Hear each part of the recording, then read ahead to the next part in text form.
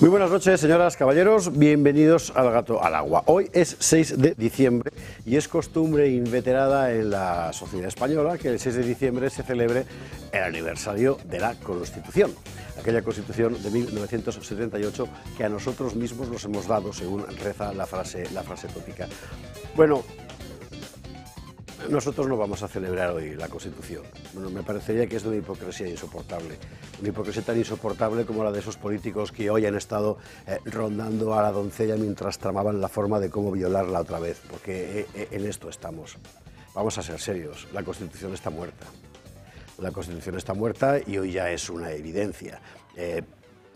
Se le escapó, recuerda usted, a Juan Carlos Campo, entonces ministro de Justicia, hoy magistrado del Constitucional, nada es azar, aquello de que estábamos en una crisis constituyente, y es verdad, hoy, 2024, 46 años de Constitución, no es que esté en crisis, es que está muerta.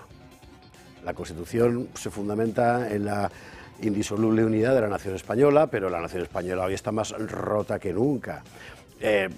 La Constitución predica la igualdad de todos los españoles, pero hoy si eres mujer o te autopercibes como tal, eres más igual que si eres hombre. Fíjese usted que en los tribunales no hay nunca nadie que se autoperciba como hombre, ¿verdad? Bueno, mujeres quiero decir. La Constitución proclama que el español es la lengua oficial del Estado y que todos tienen el deber de conocerla y el derecho de usarla, pero hay partes enteras de España donde eres un español de segunda si te expresas solo en la lengua oficial del Estado. La Constitución encomienda a las Fuerzas Armadas la defensa de la integridad territorial, pero si viene una invasión de inmigración ilegal, siempre hay un almirante que te dice muy tieso que ellos no están para eso, que ellos no están para pararle los pies a Putin, bueno, etcétera, etcétera, etcétera. ¿Qué le voy a contar que usted no sepa? Porque eso es lo peor, lo sabemos todos. Todos lo hemos ido sabiendo poco a poco, hemos ido acostumbrándonos poco a poco al hecho de que todos los 6 de diciembre en realidad estamos rondando a un cadáver, en una especie de danza macabra en la que todos fingimos que este muerto está muy vivo. Pero no está muy vivo. Porque es que hay algo peor que todo eso, ¿sabe usted? Vamos a ver. Por encima y por debajo de la Constitución hay dos cosas más importantes. Una de carácter histórico, que es la que fundamenta cualquier Constitución, que es la comunidad política, eso que se llama la nación. Otra, de carácter mucho más material, mucho más carnal, que es los ciudadanos, la gente, el pueblo. Bueno, esta Constitución, en la práctica, a lo que está contribuyendo es a disolver la comunidad política y este sistema constitucional acaba de demostrar clamorosamente en Valencia que no es capaz de proteger a sus ciudadanos. Y un Estado, en última instancia, solo se legitima por la capacidad para proteger a sus ciudadanos. Si no puede o no sabe, ya no es legítimo. Y esto es lo que se ha puesto de manifiesto de una forma espectacularmente trágica en Valencia. Y, por cierto, ha hecho que millones de españoles tomen ahora conciencia física, directa, dolorosa, de algo que hasta ahora venía siendo un proceso de carácter, digamos, pues, político, intelectual, en fin, pero que ahora ha dolido de verdad. Mira, nosotros hoy estamos donde queremos estar, que no es con la Constitución, es con eso que hay antes y después, la comunidad política en la que se fundamenta y la gente de carne y hueso que la soporta en todos los sentidos del verbo. Así que 6 de diciembre, nada que celebrar, pero todo por reconquistar y no hay ni un minuto que perder.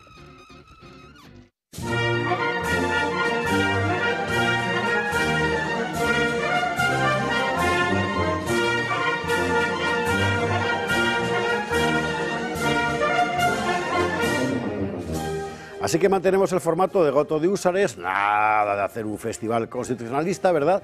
Y con los sones de la Generala, que va haciendo más falta que nunca, nos vamos a ver qué menú tenemos en la cantina.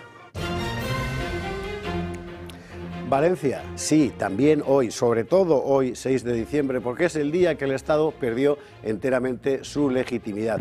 Y sé que mucha gente considera pecado decir esto, pero es lo que hay, es la verdad. Ya nadie cree en el Estado. Y hable usted con cualquiera, sobre todo hable con la gente que jamás había preocupado lo más mínimo por la política y que ahora de repente ha visto lo importante que es. Nos han dejado solos.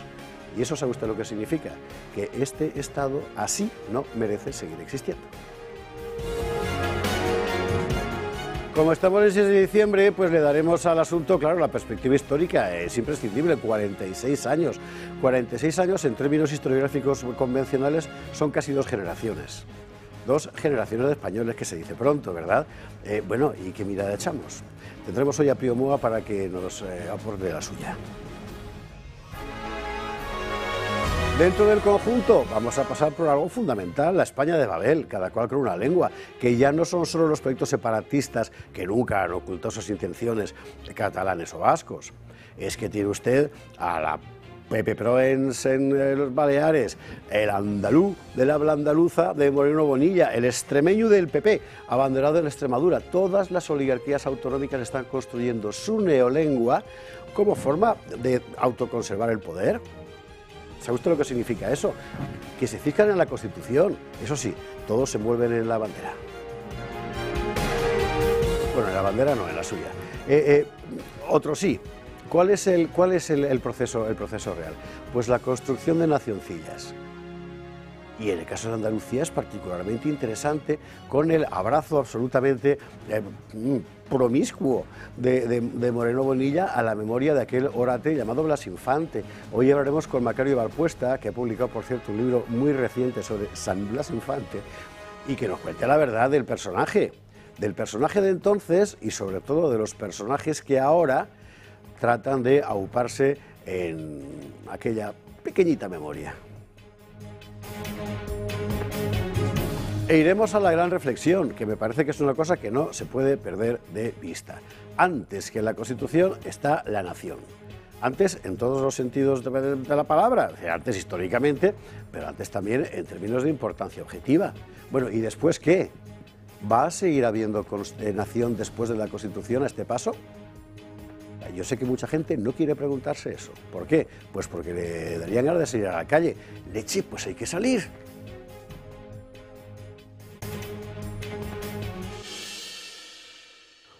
Bueno, y si aún no le ha convencido esto para que salga, ya verá usted cuando acabe el programa de hoy, porque tenemos, atención, en la cantina. Usuario número 1, don Fernando López Mirones, ¿cómo estás? Bienvenido. Muy bien, aquí estamos. Por una vez, para no hablar de virus, sino de otras cosas más importantes.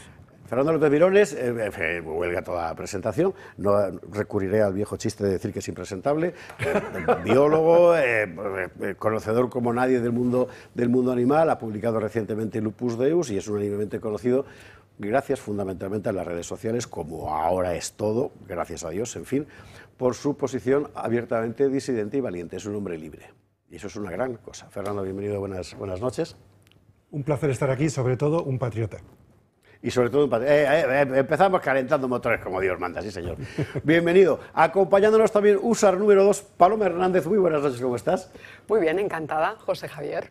Paloma Hernández, conocidísima sobre todo por su última obra, Vídeo Fortunata y Jacinta, que es un canal del que sinceramente nadie puede prescindir. Es absolutamente fundamental para entender lo que hemos sido y lo que somos, y que estaba hace poco en esta mesa, bueno, no estaba online, en fin, presentando su último libro, Islam y Feminismo.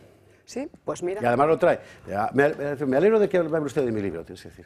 Aquí lo tenemos, Islam y Feminismo, Religión y Geopolítica en el siglo XXI. Porque yo creo que este va a ser un tema muy importante para lo que se nos viene de ahora en adelante. Sí, efectivamente. Así, señorita.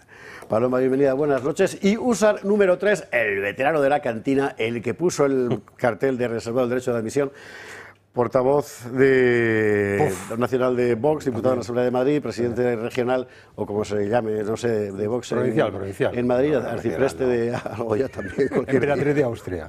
Emperatriz de Austria, José Antonio Fuster. Muy buenas noches, ¿qué tal? Muy buenas noches, encantado. Solamente que quiero rectificar a don Fernando, ¿cómo que no vamos a hablar de virus? ¿Ah, sí? Perfecto. Todo esto es virus. Sí, la verdad es que sí. El virus nacionalista de Andalucía, virus Las Infantes, sí, está bien visto, sí, señor. Además, unos virus muy contagiosos. Contagiosos, feísimos. Además, espantosos. Estos sí. Sí. Terroríficos virus. Encantado. Bueno, José Antonio, bienvenido. A los tres, muchísimas gracias por estar aquí un día como hoy y a todos por igual, porque para todos ha supuesto un esfuerzo personal importante, cosa que agradecemos infinito. Para ustedes seguramente será menos esfuerzo, pero aún así se le agradecemos en cualquier caso que esté ahí. Como en la mesa hay gente que está recién incorporada a la mesa física, y desconoce la razón de este singular atrecho, yo les voy a recordar que este gato decidimos consagrarlo a los húsares, que en principio era la generación literaria francesa de los años 50. Pero la gente se lo tomó, viendo la cara que tenemos y tal, como húsares de verdad, ¿no? De caballería, pues, fenomenal. Así que tuvimos los húsares de nuestro padrino Augusto Ferrer Dalmau, siempre pintados en la videopared, ¿verdad? Y desde aquí mandamos un fuerte abrazo a Augusto. Y luego la que se convirtió en madrina del programa, que es Paz, la madrina de Paz, porque se le ocurrió mandar un húsar de Playmobil. Yeah. Y a partir de esta ocurrencia, hubo un montón de espectadores que empezaron a mandar también sus contribuciones. Todos son contribuciones de espectadores en las que tenemos un húsar alado que nos mandó un espectador de Katowice, Polonia, al que desde aquí damos un abrazo muy fuerte. Un Ascari de los de Fonleto, en África, nos lo mandó Ignacio Brac, de Argentina, que nos mandó también el dragón de cuera, que anda por allí al fondo. Húsares de Almansa, soldados de los tercios. Un almogávar que nos mandó la Asociación de Reconstrucción Histórica Teruel Frontera.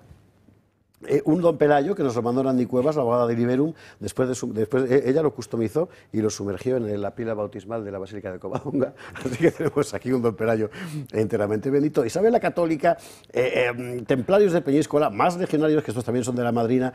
Bueno, en fin, un húsar que nos mandó Miguel Sánchez, veteranísimo de Televisión Española. El Blas de Lezo de los amigos de la Sinfonía del Uro, que por cierto tiene su juego de mesa Cartagena ya en una maravilla de juego. Entre usted en cualquier parte porque lo va a encontrar. Hemos hablado tantos de él, infoblogger, Javier Santamarta, yo qué sé, abrazos por cierto, que esto es el gato de los húsares. Mira tú por dónde. Bueno, y así vamos construyendo pues una cosa. Ay, se me olvidaba el hermano mayor. Y el hermano mayor, esto es obra de un escultor murciano, Francano es el nombre artístico, y representa a un soldado español del siglo XVII. No daremos su nombre porque no queremos seguir pagando derechos a la editorial de Arturo Pérez Reverte, porque no lo merece, pero vamos, en todo caso todo el mundo sabe quién es. Y Francano, por cierto, que está haciendo una colección. En cuanto esté la exposición hecha, vamos a traer alguna de sus piezas, porque yo le he visto, por ejemplo, un conde duque de Olivares, o sea, que parece escapado de la realidad, una cosa fantástica. Bueno, señores, Constitución. Yo casi que os voy a pedir un juicio preliminar antes de empezar a destripar cosas. Aparte del juicio médico de José Antonio, que es de la cosa mírica. Dejamos siempre... Paloma. Bueno, pues empezamos. Yo primero, José Javier, que he venido vestida de cardenal Cisneros. Eso también es verdad. ¿Os habéis fijado? Estos son sus poderes. Vale. Bueno, pues vamos a ver un análisis o un diagnóstico preliminar, que yo creo que ya se ha tratado muchísimas veces. Es que la tragedia que hemos vivido y estamos viviendo en Valencia, Albacete y Cuenca, y quiero incidir bien en que también Albacete y Cuenca, porque resulta que allí también se gestionó mal y no se previno tampoco a la población y sin embargo ha desaparecido de los centros mediáticos. ¿Por qué? Pues porque esa comunidad está prudentemente gobernada por el PSOE. En fin, tragedia, Valencia, Albacete y Cuenca, pues yo creo que lo que ha hecho ha sido revelar, porque los defectos estructurales del régimen de las autonomías ya se veían venir. Hubo voces críticas desde el primer momento, pero yo creo que este evento trágico ha revelado lo que significa de verdad el régimen de las autonomías. Y lo que significa es un Estado fragmentado, desestructurado absolutamente, petrificado, incompetente y por tanto incapaz de gestionar, o sea, es imposible de gestionar un Estado en estas condiciones. Es un régimen en el que se han acelerado por puro calculismo político y partidista pues las luchas por las competencias, bien para asimilarlas, bien para desentenderse de ellas cuando las cosas venían mal dadas. Y yo creo que eso es lo que ha quedado al descubierto en estas semanas pasadas. Un Estado petrificado, paralizado. Entendido. José Antonio, Fernando. Yo recuerdo, yo era pequeño, yo era muy pequeño, por supuesto no voté la Constitución, pero recuerdo otro espíritu completamente diferente al que ahora mismo tiene la Constitución. O sea, la letra sigue siendo idéntica, salvo pequeñas modificaciones fruto de nuestra incorporación a la Unión Europea y el techo de gasto, asimilando la crisis económica como uno de los rectores de nuestra vida política. Pero cualquier espectador o cualquier estudiante de Derecho que coja el texto constitucional verá que la letra está bien, más o menos. Es decir, con algunas algunas lagunas, con algunos vacíos, con algunas contradicciones, pero que el texto es bueno. Lo que pasa es que nuestros políticos lo han ido mutando. Lo que Miguel Herrero de Miñón dijo hace años en una ponencia, en una comisión constitucional en el Congreso de los Diputados, dijo, y me pareció interesantísimo, dijo, hombre, la Constitución yo no la reformaría, porque aparte que no, es decir, alcanzar un consenso o que te vote el 88,9% de la población es casi imposible. Entonces habría que hacerlo muy, muy bien. Pero sí se puede hacer una mutación constitucional. Sí se podría coger la Constitución y mutarla por debajo. Es decir, que no sea ya tanto la norma suprema, sino que todo el ordenamiento vaya transformando esa Constitución, y que no se convierta, que realmente no exista más la Constitución como la conocemos. Y para mí fue muy interesante, fue muy revelador cuando habló de la mutación constitucional. Entonces empecé a leer mucho sobre la mutación constitucional y me di cuenta de que Herrero de Miñón nos tendía una trampa. Decía, se puede hacer una mutación constitucional cuando realmente ya se ha hecho. Claro.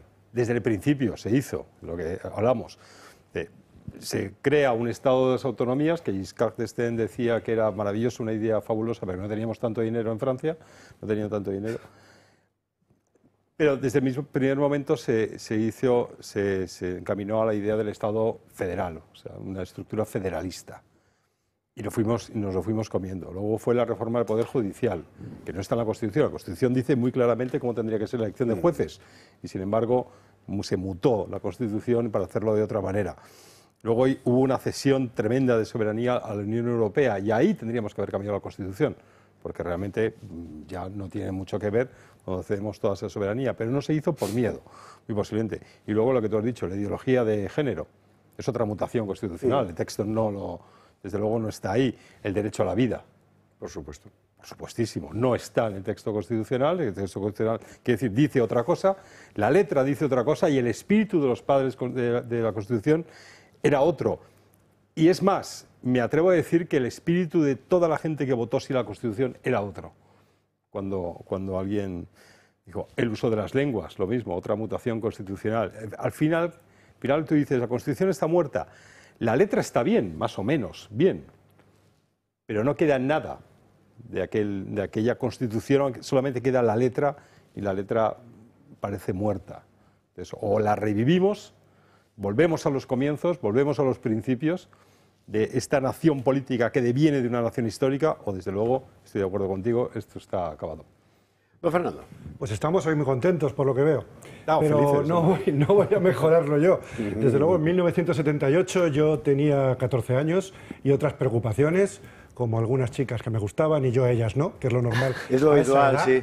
Aquello de Manuel Machado, 14 años. Sí. 14 años a mí me gustaba el fútbol. ¿Tú a qué?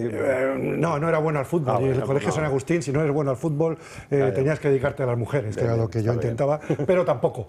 Entonces, empezaron muchas cosas que ahora puede que llamemos woke, puede que llamemos globalitarismo, puede que llamemos de muchas maneras, pero empezó la toma de las universidades, empezó la toma cultural de los medios, de televisiones, del cine, de las series, de absolutamente todo. Empezó algo que hemos quizá asumido sin darnos cuenta, y es que parece que ser artista significa ser progresista de izquierdas, y que es obligatorio para trabajar en ciertas cosas el ser de ahí. Pero es que esto empezó aquí y además empezó con una especie de transición de complejo por lo anterior, que era Franco, y había como que demostrar que yo no soy de Franco, ¿no? Entonces, digamos que la mayoría de la sociedad se pasó de frenada por una especie de complejo, en vez de asumir realmente una transición de verdad. Y también empezó la asunción de la leyenda negra. En 1992 lo pone este libro tan bueno que siempre Magnífico consulto. libro. No sé quién ha escrito este libro, creo que es este señor. Y este es mi libro de cabecera. Realmente, cuando tengo que consultar algo rápido de la historia de España, se llama Te voy a contar tu historia, la gran epopeya de España. Recomiendo, consulta rápida, y uno va a un texto que ha pasado por un filtro, y es el filtro que no tiene ciertas cookies ideológicas que tienen otros textos, ¿no? Está de lo de las cookies ideológicas. No, bueno, pero claro, si 1978, si la Constitución llegó de la mano de un tal Henry Kissinger, estamos jodidos. Es decir, ¿qué ocurrió y por qué llegó? Estoy de acuerdo con Fuster en que la letra suena muy bien, pero es una letra tan abierta como un discurso del rey. Es absolutamente abierta, que se puede interpretar de todas maneras. Entonces, empezaron las ONGs, empezaron las universidades, empezaron a ir contra las nucleares, empezaron muchas cosas que ahora continúan. Así que podemos hablar de algo de esto. Pero escucha, si la letra, como dices, está tan abierta que caben todas las interpretaciones, podemos interpretarla de nuevo bien. Sí. Eso se podría hacer. Se podría hacer, desde luego. Se puede reconstruir nosotros todo. dos quizá parece que sí, pero Paloma y yo pensamos que no. Bueno, pues venga, fenomenal. Bueno, pues entonces, así que todo eso lo vamos a ver inmediatamente. Si yo pensara que no, pues me iría a mi casa, me haría bicho bola y me dejaría morir. No, si no por eso estoy en Vox, hijo, no. Claro. Bicho bola. Lo siento, perdón. Usted está imaginándose ahora mismo a José Antonio Fuster hecho bicho bola. No, no vaya por ese camino. Vámonos a la publicidad, a la vuelta empezamos, pero vamos a empezar por lo de verdad, o sea, por lo más gordo que ha pasado, que es lo de Valencia y cómo se ha caído todo el escaparate. O sea, esto era un pueblo Potemkin. O sea, que ya no queda nada, ni la armazón. Hasta ahora mismo. Estamos de vuelta, gato de viernes, gato de Úsares, gato de Constitución. ¿Sabe usted que en la Constitución de 1812 se le llamó así por ser proclamada un 19 de marzo, se llamaba Pepa? Pues hasta habría que llamarla la Nicolasa, porque el 6 de diciembre es San Nicolás, si yo no estoy equivocado. Así que hablemos de la Nicolasa. Pero de lo que hay encima y debajo de la Nicolasa, que es de una nación y de una sociedad, de una gente. Eso es lo que hemos visto que fallaba por todas partes en Valencia. Es muy interesante subrayar la cuestión de los errores fácticos. ¿Por qué? Pues porque se supone que el Estado que tenemos, el Estado de las autonomías, ese que según Feijóo ha funcionado, es la columna vertebral de la Constitución. Y es que es precisamente eso lo que ha demostrado que no hay nada. No es un Estado, es otra cosa. Bueno, vamos a ver, ha habido 1000 análisis sobre los errores acumulados. Aquí en su momento hicimos uno, creo que fue Miguel Gutiérrez. Bueno, Miguel ha hecho varios. Seguramente en lo que vamos a contarle ahora falte algo que hemos averiguado después. Pero básicamente, como falló todo, fue así. ¿Cuántas veces habremos visto a lo largo de estos días eso de que solo el pueblo salva al pueblo? Efectivamente, Valencia es ahora tierra de héroes anónimos. España entera se ha volcado para ayudar y la autogestión ciudadana ha tomado la delantera ante el caos de las administraciones. Esto a pesar de que algunos hayan intentado empañar dichas ayudas, pero aquí estaban los vecinos para contar la verdad. Ha habido grupos criminales o ultraderechistas. Los primeros que cogieron las palas y vinieron a ayudar. De verdad os lo digo, son los primeros chavales que cogieron, se arremangaron y se pusieron a sacar con palas. Esto es una catástrofe natural, que estamos todos perdiendo de todo. Yo he perdido mi casa. Porque ellos son quienes han visto cómo desde el primer momento españoles de todas partes llegaban con lo que tenían o con lo que podían. Únicamente con sus manos y alguna que otra escoba. Ya se encontraban allí mientras el politiqueo en la capital demostraba que el gobierno no estaba a la altura. Durante una semana, quienes han abierto los telediarios no han sido los ministros, han sido los voluntarios de la que ya se conoce como la pasarela de la solidaridad. Ríos y ríos de gente a todas horas que se organizan para ayudar. Hemos venido andando desde Valencia. Gente que viene desde Valencia y otras zonas que andan 2 horas, 3 para llegar aquí. Hablas con quien hables de cada pueblo, en todos hace falta manos. Aunque las calles principales ya estén más despejadas, es que las casas siguen, hay gente mayor que sigue sin poder bajar a la calle. Es que hay que estar aquí para vivirlo. Y quien no podía trasladarse mandaba toda la ayuda que podía desde su ciudad. Las naves se quedaban pequeñas para la cantidad de solidaridad que contenían. Pues mira, hemos traído agua, latas y lo que se pueda para ayudar. Ahora mismo en el supermercado está la mayoría de la gente que estaba, creo que casi todos estaban pues comprando alguna cosilla para traer aquí y ahora pues me traeré una maleta de casa con ropa. Gracias a un post vi que necesitaban voluntarios y creo que es necesario ayudar, ¿no? Todos deberíamos ayudar. Gracias simplemente, de verdad. Organizaciones como Revuelta fueron casa por casa, garaje por garaje, porque toda ayuda era poca. La solidaridad sobre ruedas llegó también desde Aragón, Alicante y los lugares más remotos de la península. Ante la falta de maquinaria pesada, tractores de particulares para ayudar a sacar los escombros del medio. Y no se pierdan, claro, este tierno agradecimiento de los niños a los agricultores por su ayuda. Pero cuando se trata de echar una mano, no hay profesión que no arrime el hombro. Nada, cuando traigo a alguien a la zona que me suelen llevar, pues lo que hago a la vuelta es decirle a la gente que veo por ahí más o menos, mayores y pequeños, sobre todo, es lo que me baso, es en decirles que les ofrezco el taxi gratis para volver a Valencia o así. Y además pones ese himno que tanto te emociona. Exactamente, exactamente.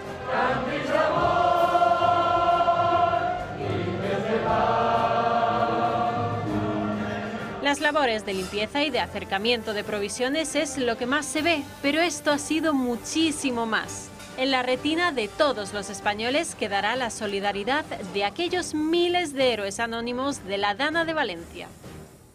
Hay sofisticadísimos sistemas de alerta meteorológica según los estándares europeos.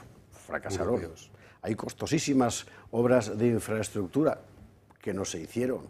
Hay multitud de servicios de emergencias variados que no estaban. Hay leyes, por un montón, de seguridad, de emergencia, no sé qué. No se aplicaron. Hay un ejército, no estaba. Hay un Ministerio del Interior que centraliza la Protección Civil, la Guardia Civil, la Policía Nacional. No estaba tampoco. Había un gobierno, estaba pensando cómo renovar el Consejo de RTV, pero es que el gobierno local estaba tratando de convencer a una señora para que dirigiera la televisión local. Claro, ¿esto qué coño es? Claro, y la gente allí. Aquí contamos el primer día, una imagen, perdón, que nos sirvió uno de los voluntarios que estaban la primera noche allí. Centro de mando, Paiporta, gasolinera de la Texaco. En el centro de mando, efectivamente, muchas luces, un señor de Protección Civil, un señor de la Guardia Civil, un señor de la Policía Nacional, un concejal, al parecer. Llegan allí y empiezan a mirarse como si fueran a empezar a jugar al mus. Nadie sabe qué hacer, nadie les ha dicho lo que tienen que hacer, al poco rato empiezan a pelearse y los voluntarios se fueron a hacer lo suyo, claro. Bueno, ¿es eso? ¿Eso es un Estado que funciona? No, eso es una auténtica catástrofe. Y el sentimiento de desamparo de la gente es lo que, en principio, deja una imagen siniestra, negra, horrible, pero al mismo tiempo, y creo que es el mensaje que hoy podríamos lanzar, demuestra que una sociedad sigue habiendo, un pueblo sigue habiendo. Hasta el gorro, ciertamente, pero oiga, a lo mejor precisamente por eso es el momento de dar el paso. Si os parece, antes de dejaros la palabra sobre el asunto, vamos a recuperar un vídeo que subía Inés Sainz a su cuenta de X, que no sé quién lo ha hecho, pero que está francamente bien, porque me parece que no se puede expresar mejor el sentimiento general del español medio.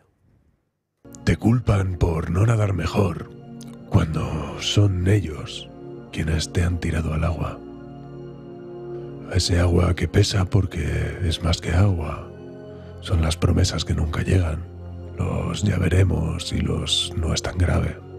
Y tú, buscando aire, eres como un niño que alarga la mano para alcanzar un helado que no puede pagar. Si quieres helado, que lo pidas. Y desde esta jaula líquida, sus miradas y sus mesas limpias, él lo sabe. Podría lanzarte un bote o una cuerda, pero no lo hace. Prefiere mirar.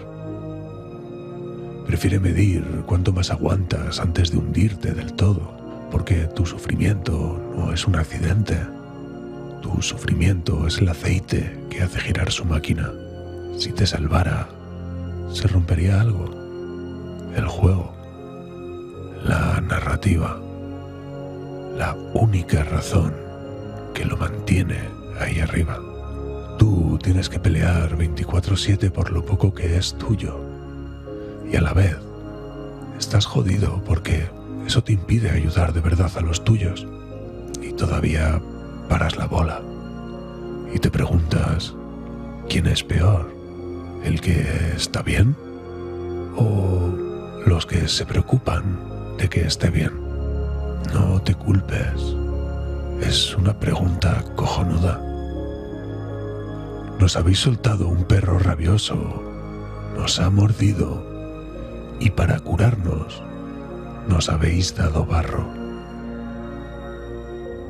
El resultado es esta cicatriz ponzoñosa con la que, tranquilos, hemos aprendido algo. No vamos a tratar de nadar mejor. Vamos a dejar que el agua entre. Vamos a dejar que el putísimo mar nos haga suyo hasta que ya no podáis distinguirnos ni medirnos. Se acabaron las brazadas. Se acabó el pataleo. Ahora somos la tormenta y somos la corriente. Solo el pueblo salva al pueblo. Esta última frase ha puesto a muchísima gente de los nervios. A nosotros no. ¿Qué quiere usted que le diga? Y me parece que es lo más relevante de todo esto. Es decir, que finalmente el eslogan, pero desde primera hora, porque ya se estaba diciendo la misma noche del martes en Chiva, es eso, la conciencia de la gente de que solo el pueblo salva al pueblo, que no es verdad, que es lo peor. Son los molinos de Don Quijote. No es verdad, y sin embargo, hace falta creer eso para sobrevivir. Bueno, en fin. Donde queráis. Bueno, José Javier, pues yo no estoy de acuerdo con la frase de solo el pueblo salva al pueblo. Pero la puedo argumentar, menos mal. Luego se podrá discutir o no, pero yo soy crítica con esa frase porque inmediatamente después de los primeros días de la tragedia se vio clarísimamente, sobre todo en las redes sociales, que no son la sociedad entera, son un fractal, pero se ve clarísimamente cómo ese pueblo está dramáticamente dividido. Y entonces surgen los sentimientos fratricidas, es decir, una parte del pueblo que odia y busca el exterminio total y radical de la otra parte. Y esto con la gestión de la DANA se está viendo clarísimamente. Lo que subyace detrás de todas estas movilizaciones ciudadanas que fueron inmediatas, donde todavía no estaba funcionando el componente ideológico, lo que subyace es el patriotismo. Los sepan o no lo sepan las personas que acudieron inmediatamente con sus furgonetas, poniendo su propio dinero, sus recursos, su tiempo, etc. Es patriotismo porque lo que se movilizó de forma absolutamente masiva fueron ciudadanos españoles desde todos los rincones del territorio español yendo a ayudar a unos conciudadanos, porque el reconocimiento de las víctimas son españoles. No vimos movilizaciones masivas, porque es natural, quiero decir, no es una crítica, es que es normal, movilizaciones masivas de ciudadanos portugueses, franceses, de Andorra, de Marruecos, etc.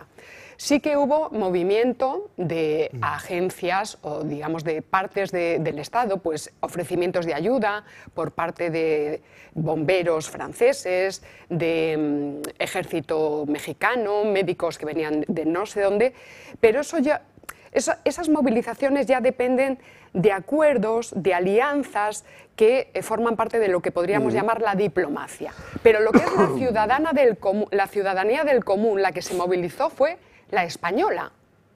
Entonces, insisto, lo que hay por debajo es un patriotismo que ahora mismo está totalmente denostado por una parte ideológica de nuestra sociedad, que es aquellos que señalan con el dedo a los patriotas y nos llaman fascistas. Por eso yo soy crítica con ese lema de solo el pueblo salva al pueblo. En fin. Está muy bien, la corrección de Paloma Hernández, solo el patriotismo salva al pueblo. Y está muy bien traído, te lo he dicho. Fernando, José Antonio, ¿cómo lo veis? Fernando. Yo es que casi me quería quedar para después porque siento mucho, pero tengo que hacer de villano. Ah, pues nada, todo tuyo. Así que es un papel que me va bastante bien los últimos 5 años. Entonces, vamos a ver, tengo que poner un poquito de insulina en tanto azúcar. A mí esto me pilló en Botsuana, no cazando elefantes, pero sí viéndolos. Y eso me dio un delay, un retraso en la información que me sugirió una serie de preguntas. Primero, no quiero llamarle Dana, porque esa es la manera en la que tienen ellos de llamarle, sino que es una gota fría, de las de toda la vida. Entonces me niego a decir esa palabra. Segundo, me recordó muchísimo el Prestige de 2002, cuando se creó un movimiento para jóvenes totalmente diseñado por ingeniería social. La supuesta respuesta rápida de gente joven de 20 y tantos años que detecté me parecía rara. Gente que va a ayudar cuando no hace su cama en casa. Gente que no reaccionó en 5 años ni con las vacunas, ni con la muerte de sus parientes. De pronto, todo el mundo enloquecía por ir a barrer. Sé que esto es impopular, pero a mí me hace sospechar mucho. También me hace sospechar mucho el hecho de que un gobierno falsario como este reaccione tarde sabiendo perfectamente lo que va a provocar eso. Es decir, tengo tendencia a pensar que lo hicieron a propósito. Es decir, lo más fácil ante un desastre de este tipo es posturear. Es ir ahí al día siguiente. El presidente de gobierno coge su superavión y se planta allí en el día. ¿Por qué no lo hicieron? ¿Por qué retrasaron todo? Me da la sensación de que era para provocar un movimiento de indignación dirigida que después sería utilizado. Me dirá la gente, ¿sois capaces de salir de Valencia y de España y ver cómo se ha interpretado esto en Bruselas? En Bruselas, que es donde dan las órdenes, esto se ha interpretado como cambio climático. Efectivamente, que ha sido la versión gubernamental. Entonces, todo ese ruido de voluntarios, de mediático de todo tipo, lo han redirigido, como se hace en las artes marciales, como hicieron en el año 2020 con los ataúdes que estaban acumulados en un montón de lugares, lo han redirigido hábilmente hacia su mensaje principal, que es culpa del cambio climático. Entonces, me gustaría redondear esto porque sé que me estoy metiendo en jardines. Manipular los sentimientos y las emociones de la gente es algo que hacen perfectamente desde el Instituto Tavistock hasta hace muchos años. Yo tengo la práctica seguridad de que esto ha sido no solo creado y facilitado, sino que la indignación ha sido dirigida como un nuevo Prestige. Después del Prestige, bueno, para los que sean más jóvenes, el Prestige fue un desastre de petróleo que ocurrió en la Costa de la Muerte en 2002, y que provocó también, ahora, bueno, eso fue hace un montón de años. Ahora tienen 40 años los que tenían 20. Bueno, mis sobrinos que no sabían hacerlo con un canuto se fueron todos a limpiar chapapote. Había allí el cormorán, que siempre era el mismo cormorán. Cuando acabes.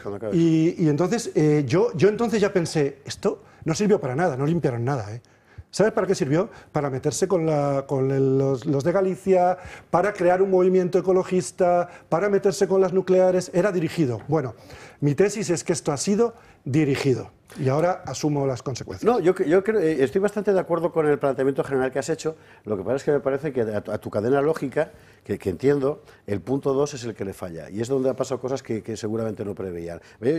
A mí me parece que es imposible no sospechar que esa tardanza era deliberada, porque no es posible ser tan malo, o sea, es evidente. Tan malo quiere decir tan torpe. Sí. Del otro sí que se puede ser muy malo, ¿verdad? Sí. Que se trató de reorientar el sentimiento de indignación con fines políticos, se vio muy claro en la primera manifestación en Valencia.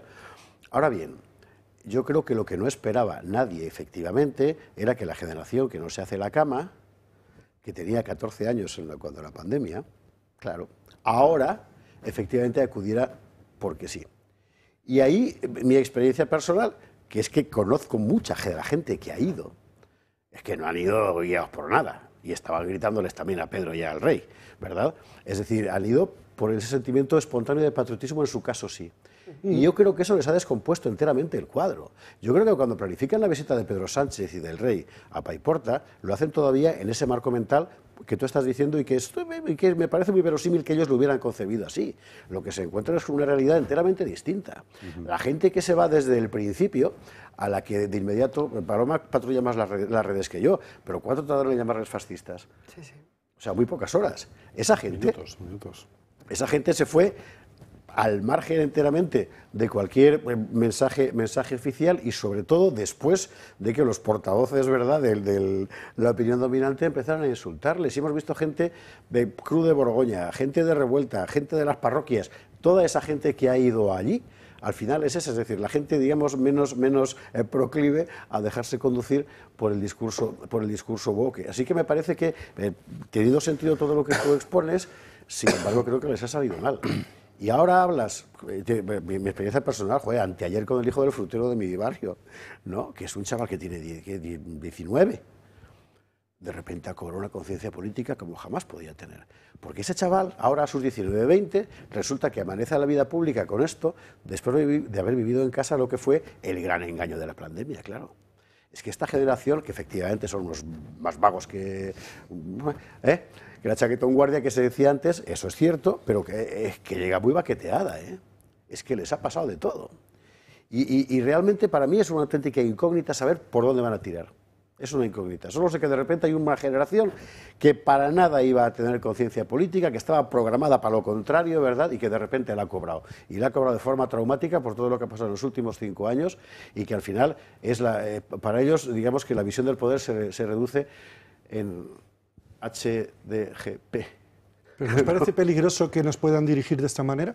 Es que no han podido. ¿Con emociones? Es que no han podido. Yo creo que ellos lo intentan, pero yo creo que no han podido. Es decir, ahora mismo el resultado ha sido el contrario. ¿El resultado cuál es? Que Pedro Sánchez llega todo ufano, ¿verdad? Y se tiene que marchar corrido de vergüenza y como un cobarde porque lo que se ha encontrado allí seguramente no era lo que sus Tavistock, ¿verdad?, le habían planteado. La realidad es otra, ¿no? No sé, es mi impresión. Bueno, José Antonio. Sí.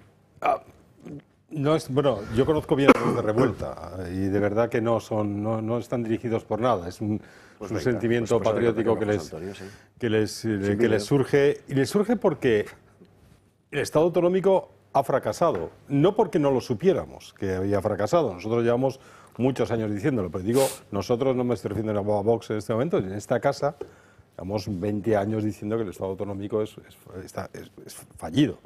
¿Pero por qué decíamos que era fracasado? Pero decíamos en cuestiones políticas, es decir, un Estado autonómico que viene a la Constitución, viene a, de alguna manera, no aliviar, sino a resolver ciertas tensiones territoriales, que yo creo que son artificiales, pero ciertas tensiones territoriales que se va a hacer con el título 8º de la Constitución, pues podemos resolver el problema catalán, que yo no sabía que existía, el problema vasco, que más o menos lo puedes llegar a entender que había un problema. Bueno, en fin. Y el Estado autonómico, sin embargo, ha sido un enorme despilfarro, una cantidad tremenda de corrupción y encima han agravado completamente todas esas tensiones que decían que venían a solucionar. Es más, estamos creando nuevas tensiones, como es en el caso de Andalucía, cuando viene un señor como Moreno Bonilla y se pone hiperregionalista, tirando a nacionalista, y empieza a hablar de orgullo andaluz y de Blas Infante, y dices, te puedes volver loco, y este hombre está creando lo que decía una nacioncilla artificial que va a ser un problema en el futuro. Bien, y esto es el Estado autonómico. Pero lo que no habíamos visto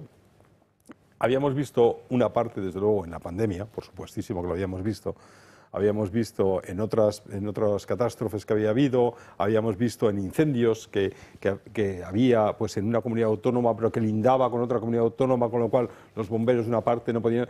No habíamos visto la ausencia absoluta de mando. Eso sí que es una constante en España, que nosotros sabíamos que no había mando. ¿Qué nos ofrecían? ¿Qué nos ofrecen el sistema bipartidista? Del sistema, vamos, de los sistémicos. ¿Qué nos ofrecen? Cogobernanzas absurdas, nos ofrecen corresponsabilidades, nos ofrecen, pues eso. Tú no puedes ir, yo no puedo ir con mi tarjeta sanitaria a la Comunidad de Madrid a tratarme al País Vasco, por ejemplo. No me aceptan. O sea, todas esas cosas. Pero aquí la ausencia de mando ha causado muertos, ha causado una tragedia irreparable. Y en ese momento hay un ánimo en muchísima gente que ven no solamente lo del pueblo salva al pueblo, que yo estoy de acuerdo, por supuesto, en que no es la frase correcta, pero también estoy de acuerdo con José Javier en que es algo que tenemos la necesidad de creer para poder sobrevivir ahora mismo. Pero en ese momento crea, sobre todo en estas generaciones jóvenes, que no tienen las estructuras mentales que nosotros tenemos, que todavía nos movemos en términos absurdos como derecha e izquierda, sino que ellos se mueven mucho más arriba y abajo, patriotas y globalistas, patriotas y olvidados, o sea, los patriotas olvidados y los globalistas, que ven la ideología de género como unos grandes enemigos, que ven todo eso y que de repente surge en ellos la necesidad de ser patria, que es lo que les ocurre a los de Revuelta, que los he visto yo cargando y llorando Yo les he visto llorando en las naves de Arganda, la nave de Arganda. He visto a los de Revuelta llorando, del sufrimiento, pero de la gratitud. Cuando venía alguien a descargar y les he visto llorando. Y todo eso yo no puedo creer que sea orquestado, yo no quiero creer desde luego que sea orquestado ni manipulado. Creo que hay un sentimiento de verdad y por eso tengo ese grado de optimismo, pensando que podemos reconstruir, que los españoles, visto el fracaso, pueden reconstruir o podemos reconstruir todo lo que ha sido destruido, o como diría José Javier, desconstruido, que es mucho más preciso el término. Para que yo sepa, desconstruir es arrasarlo, volverlo a levantar de otra manera. Descomponer, poner un nombre nuevo a cada cosa y volver a construirlo. Pero sin duda, José Antonio, el sentimiento es real, sí. Pero que sea real no significa que no sea inducido. Es decir, yo creo que fue el trabajo de fin de carrera de Teresa Rivera. ¿Qué pasó después? Que entró en Bruselas, la mano derecha de Pústula. La mano derecha de Pústula fue poco después. El trabajo, antes de irse, mira que le hemos llamado cosas a Úrsula von der Leyen. Pero nunca se nos había ocurrido. Pústula, hay que ser de ciencias para que se te ocurran esas cosas. Pues Pústula von der Leyen la tiene a su mano derecha ahora a esta señora Rivera, que llevo años diciendo que era el elemento más peligroso del gobierno, pero porque estoy poniendo el foco mucho más arriba.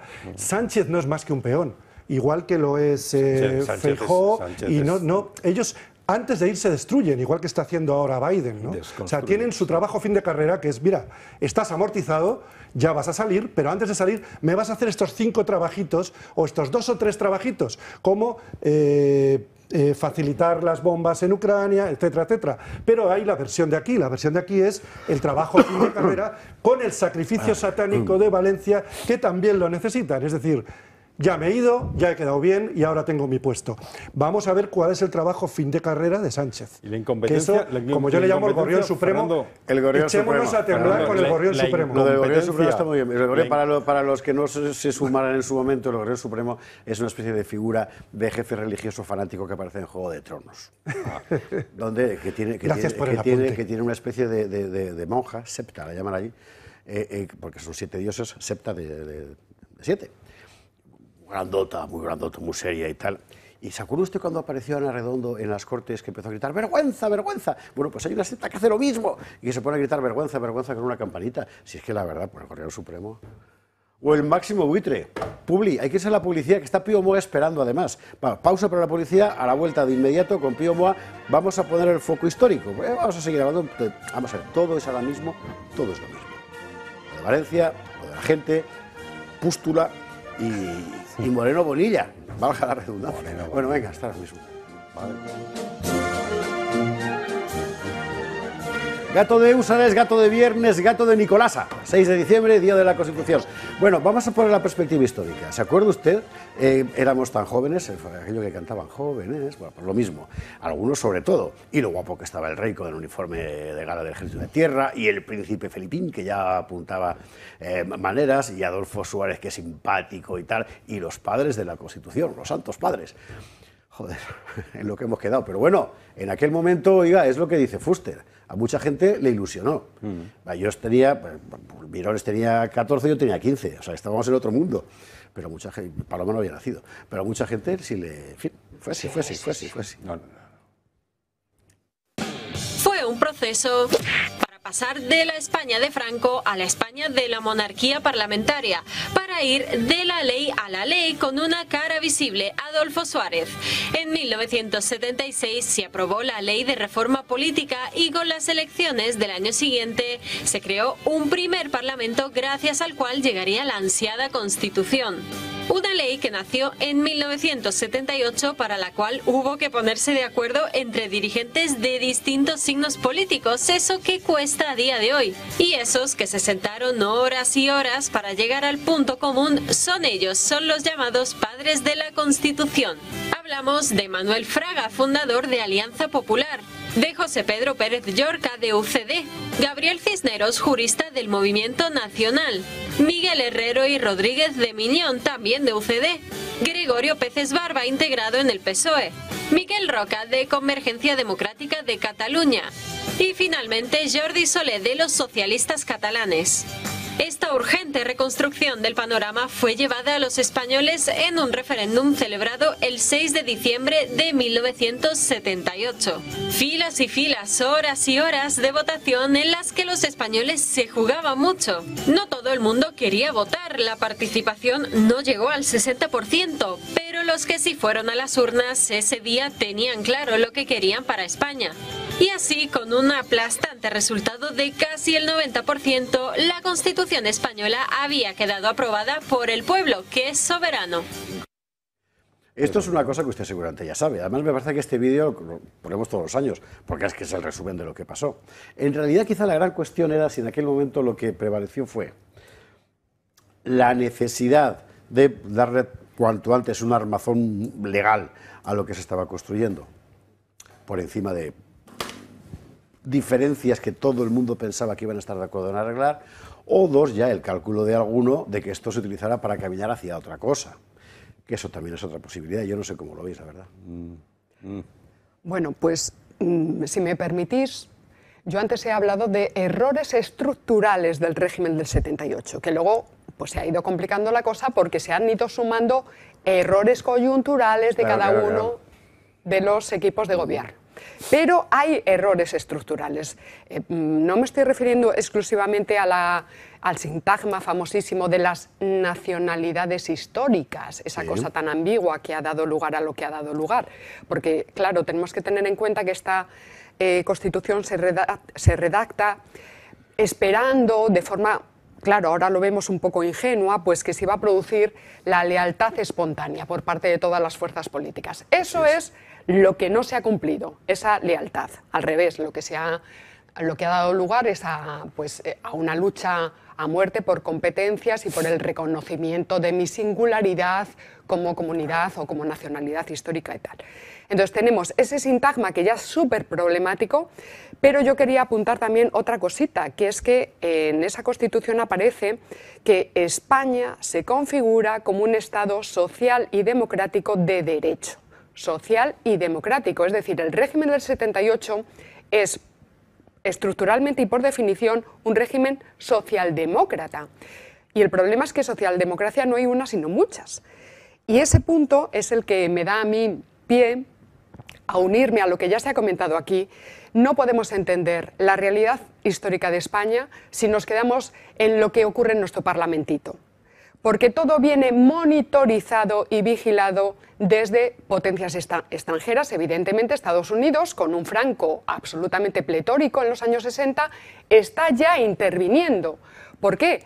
Porque en la política de bloques de la Guerra Fría, Estados Unidos tiene que ver qué va a pasar en España cuando muera el caudillo.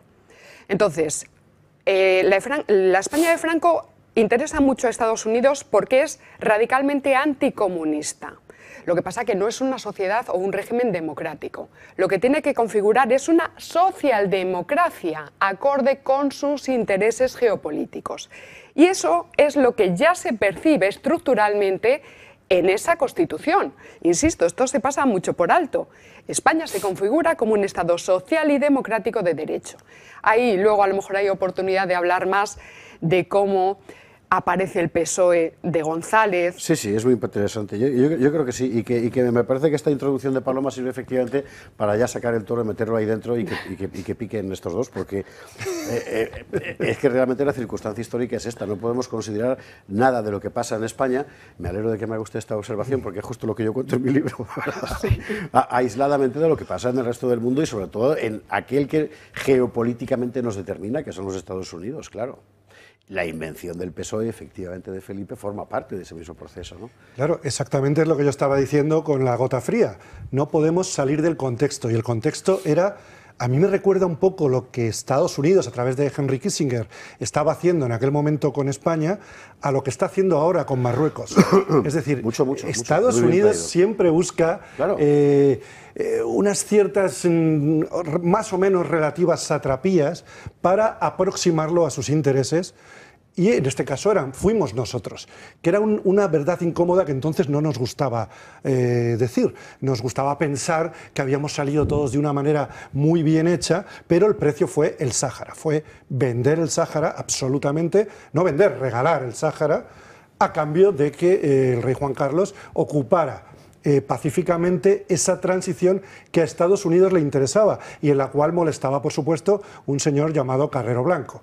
Pero bueno, para no meternos en muchas harinas, todo esto estaba absolutamente dirigido desde fuera. Pero como sigue estando, yo entonces no podía imaginar lo que es el globalitarismo como lo sabemos ahora desde los últimos 5 años. José Antonio, además José Antonio nos tiene que dejar, si no me equivoco, así que casi habla tú y di todo lo que quieras. No, y tú lo sabes porque llevo ya muchos años en los húsares. No estoy de acuerdo con esa idea de que somos una colonia de Estados Unidos. Eso lo hemos discutido muchas veces. Sí, lo hemos discutido muchas veces.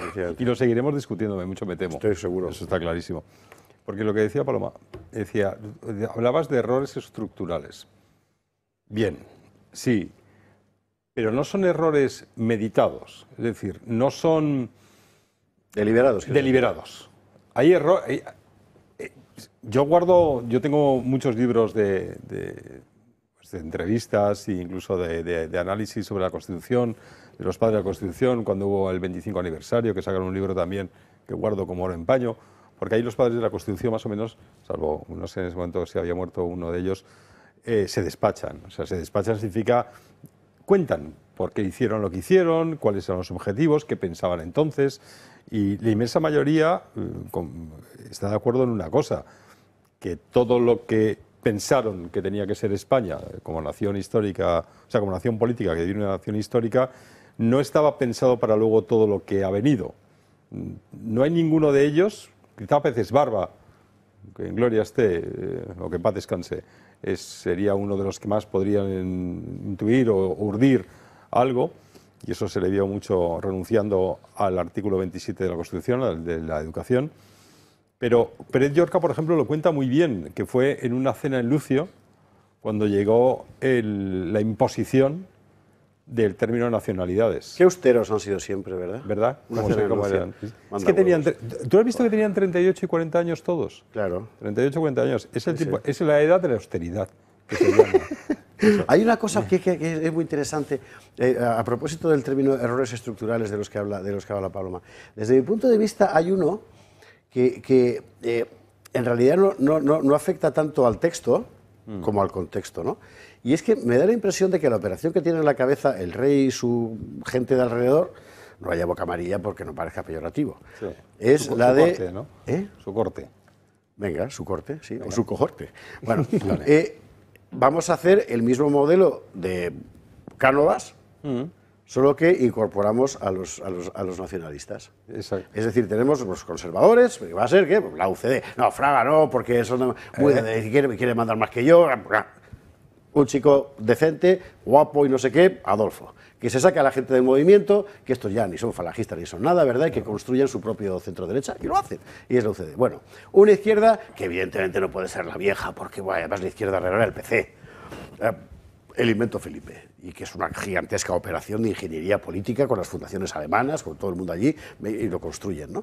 Y del mismo modo que se creó con Cánovas y Sagasta un partido conservador para representar y a la vez neutralizar a la derecha, un partido progresista para representar y a la vez neutralizar a la izquierda en aquel momento, ahora sacamos una UCD para representar y a la vez neutralizar a la derecha sociológica, y si se suben mucho por las paredes les montamos un Montejurra, ¿verdad?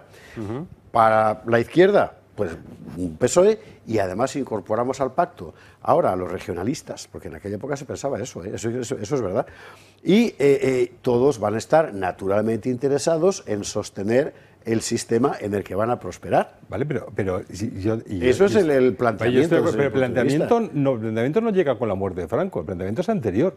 Si tú ves las ponencias de los trabajos para la reforma política, Miguel Primo de Rivera, que era uno de los principales que llevaba el tema de la reforma política el día que fuera, decía que teníamos que tener un sistema basado exclusivamente en 2 partidos. O sea, que el bipartidismo tenía que imperar en España. Desde antes. Bueno, desde la teoría del centro de Fraga, que es del 67, exacto, si no me equivoco. Exacto, o sea, y de ahí arrastra Miguel Primo de Rivera. Es decir, que todo esto, por eso ahí es donde yo, con lo de Estados Unidos y el tema, porque creo de verdad que no, Estados Unidos, con su influencia, que Kissinger, por supuesto, quería tenerla, no es posterior, o sea, es decir, no es anterior, sino que llega a poner ciertos límites o ciertas reglas del juego. Pero ya nosotros, españoles, sí creíamos en un sistema Cánovas-Sagasta. O sea, sí creíamos... Sí, eso digamos que forma parte del... Eso es. Sí, y eso es un error estructural. Eso es un error, porque, limita la libertad de los españoles, limita la igualdad de los españoles, crea una ley DONT específica, o sea, esa ley de DONT que nos empobrece a todos y que beneficia a dos partidos clarísimamente del sistema. Ya hay muchísimos errores, pero yo no creo que fueran, salvo esos, la creación del bipartidismo sí que es un error estructural. A mí me parece que el error estructural, y además Julián Marías lo dijo desde el principio, y mira que yo cito poco a Julián Marías, que no es un autor que me resulte particularmente simpático, pero que lo clavó, meter a los nacionalistas dentro de la ecuación de soportes del sistema era tratar de contentar a gente que nunca se va a contentar, creo que eran sus palabras textuales. Eso es, es así. Ese es un gigantesco error. Pero ya no sería como el de Ricardo, como decía Ricardo. ¿Era Ricardo de la Cierva el que decía error, inmenso error? No sé, lo hemos dicho tantos españoles todo el tiempo, desde los tiempos de Viriato. Bueno, pues ese error, inmenso error, fue de realmente incorporar a gente que además, los nacionalistas catalanes cabían en 600. El 85% de los alcaldes que eran franquistas son los que crean Convergencia Democrática de Cataluña. O sea, que no eran nadie. Y sin embargo, hemos generado una estructura, hemos generado un impulso nacionalista en Cataluña como nunca se ha visto en la historia de la humanidad, en la historia de España. La clave para mí está en la palabra periféricos. Es curioso porque nacionalismos periféricos se dice, pero periférico es una palabra de zoología, sabéis que yo soy zoólogo, y está el macho y la hembra alfa, y alrededor están los machos periféricos. Los machos periféricos, el macho alfa siempre los echa, porque ¿qué ocurre? Ocurre con los leones a menudo, que es que se juntan 3 periféricos o 4 y pueden derrocar al león realmente, al que está solo, y es muy... Realmente, los genes del león son mucho más interesantes, ¿no? Una coalición de minorías en el Parlamento. Exacto, pues entonces cuando se juntan los periféricos, y esto está en la naturaleza, y pasa con los lobos, pues derrotan realmente al que tiene los mejores genes, que es el que está solo. Y luego hay que matar a las crías, ¿no? Que eso está sí, eso siempre hay que hacerlo, pero hay que decir que inmediatamente la hembra se ofrece al que ha matado a sus crías, que esto lo cuento mucho yo allí, porque hay siempre la interpretación feminista. No estamos hablando del Partido Popular ahora. Vamos. Perdón. Bien traído, bien traído. Bien, si esto es así, estamos básicamente todos de acuerdo en que hay un vicio de origen, ¿verdad? Hay un momento clave desde mi punto de vista en el que empieza a verse ya el error estructural y por interés coyuntural no se arregla. Claro. Eso sí. Y así la grieta del edificio se va haciendo grande. De repente parece el puerto de Pancorbo, sigue creciendo y terminamos ya en una situación insostenible. Claro, es que ahí tenemos, por ejemplo, a Jordi Pujol en los años 80, que lo que está diciendo es, este es un partido nacionalista, vamos a hacer políticas nacionalistas con 3 pilares que van a ser la lengua, la bandera y la educación.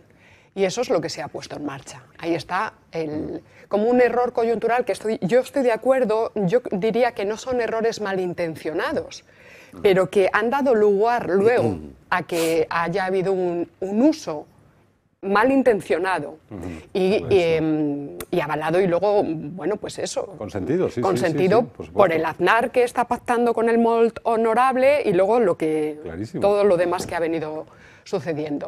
Perdón. No, que se acaba, perdóname. No, y respecto a lo de las colonias, yo diría, España no es que sea una colonia, pero yo creo que la realidad geopolítica es que España forma parte de un sistema, que es un sistema de estados, dentro de unas democracias liberales homologadas que decimos, que forma parte de la Unión Europea, que está subordinada a los intereses del imperio, que es Estados Unidos. Y todo eso se está configurando en el momento en el que tenemos una Unión Soviética pletórica. Entonces, me vas a permitir, José Javier, que cite aquí a un amigo también de esta casa, Iván Vélez, con su fantástico libro Nuestro Señor en la CIA. Nuestro hombre en la CIA, sí. Nuestro hombre, ¿qué he dicho? Nuestro Señor. Me falta el café. Que está en los cielos, también. Nuestro Señor. Nuestro hombre en la CIA, ahí lo que está describiendo es como Estados Unidos ya está maniobrando para configurar en la España franquista a un grupo de intelectuales que luego van a ser protagonismos de la socialdemocracia ya del régimen del 78, y que está eligiendo con suma prudencia política desde los intereses de Estados Unidos, el imperio, que tienen que ser personas tan anticomunistas como antifranquistas. Es decir, las tiene que configurar como desde el punto de vista de la ideología socialdemócrata, que es la ideología ahora mismo hegemónica en el mundo entero. Permíteme, porque es que he traído también este libro. Claro. El PSOE ya no lo oculta. En las últimas, después de este macro concierto que han tenido de superestrellas del PSOE este fin de semana, ya están rotulando abiertamente todas sus posturas como socialdemocracia global. Lo están clasificando como progresismo internacional, que es lo que es la manera en que yo tenía de clasificar a estos grupos cuando escribo este libro. El PSOE es tan fuerte no por su cara bonita, no porque Pedro Sánchez sea guapo, guapísimo, o no es porque nosotros o los demás seamos súper torpes. El PSOE es tan potente porque forma parte del régimen de la socialdemocracia progresista internacional y está apoyada por poderes económicos y políticos, financieros, gigantescos. O sea, ese es el gran poder. De los que no nos hacemos ni idea. Ni idea nos hacemos. Y que son los que explican que la existencia de gente como Teresa Rivera. Exacto. Que desde el principio es una criatura del lobby climático. Fuster se tiene que marchar. Y nosotros le agradecemos infinito que haya hecho el esfuerzo de estar hoy en un día tan señalado para los políticos españoles. Siempre se van los mejores. No, que tengo cenas. ¡Qué suerte! Pero no son en lucio como las de aquellos. No, aquí ahora con una hamburguesa de Goico ya van... Y me lo pago yo, ¿eh? Además. José Antonio, gracias mil, de verdad. No, un abrazo muy fuerte. Un placer. Señores, a la policía, a la vuelta. A la vuelta vamos a hablar de cuestiones conexas. La lengua, por ejemplo. ¿Por qué la descomposición? O sea, ¿pero qué tiene en la cabeza Manolo Bonilla para decir que va a abanderar el habla andaluza? ¿Y eso qué es lo que es? Bueno, enseguida lo vemos.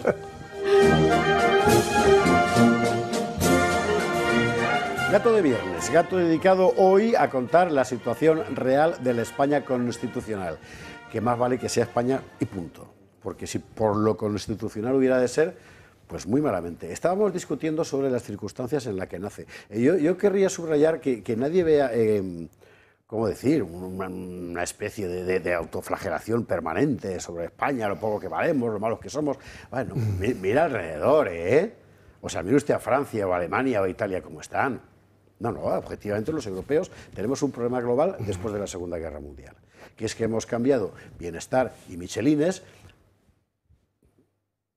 por eso que estoy pensando, por debilidad y por la renuncia a construir soberanías políticas. Bueno, llega un momento en el que alguien tiene que decir, todo tiene un límite, no podemos, como decir, dejar de estar geográficamente donde estamos, eso es imposible, no podemos construir nosotros nuestro propio arsenal nuclear, evidentemente no podemos construir nuestro propio potencia transnacional de carácter informático, bueno, pero diga, todo tiene un pase, ¿no?, y un límite, sobre todo. No podemos ir más allá del momento en el que dejamos de ver el rostro de quien nos manda, porque a partir de ese momento sí que somos esclavos.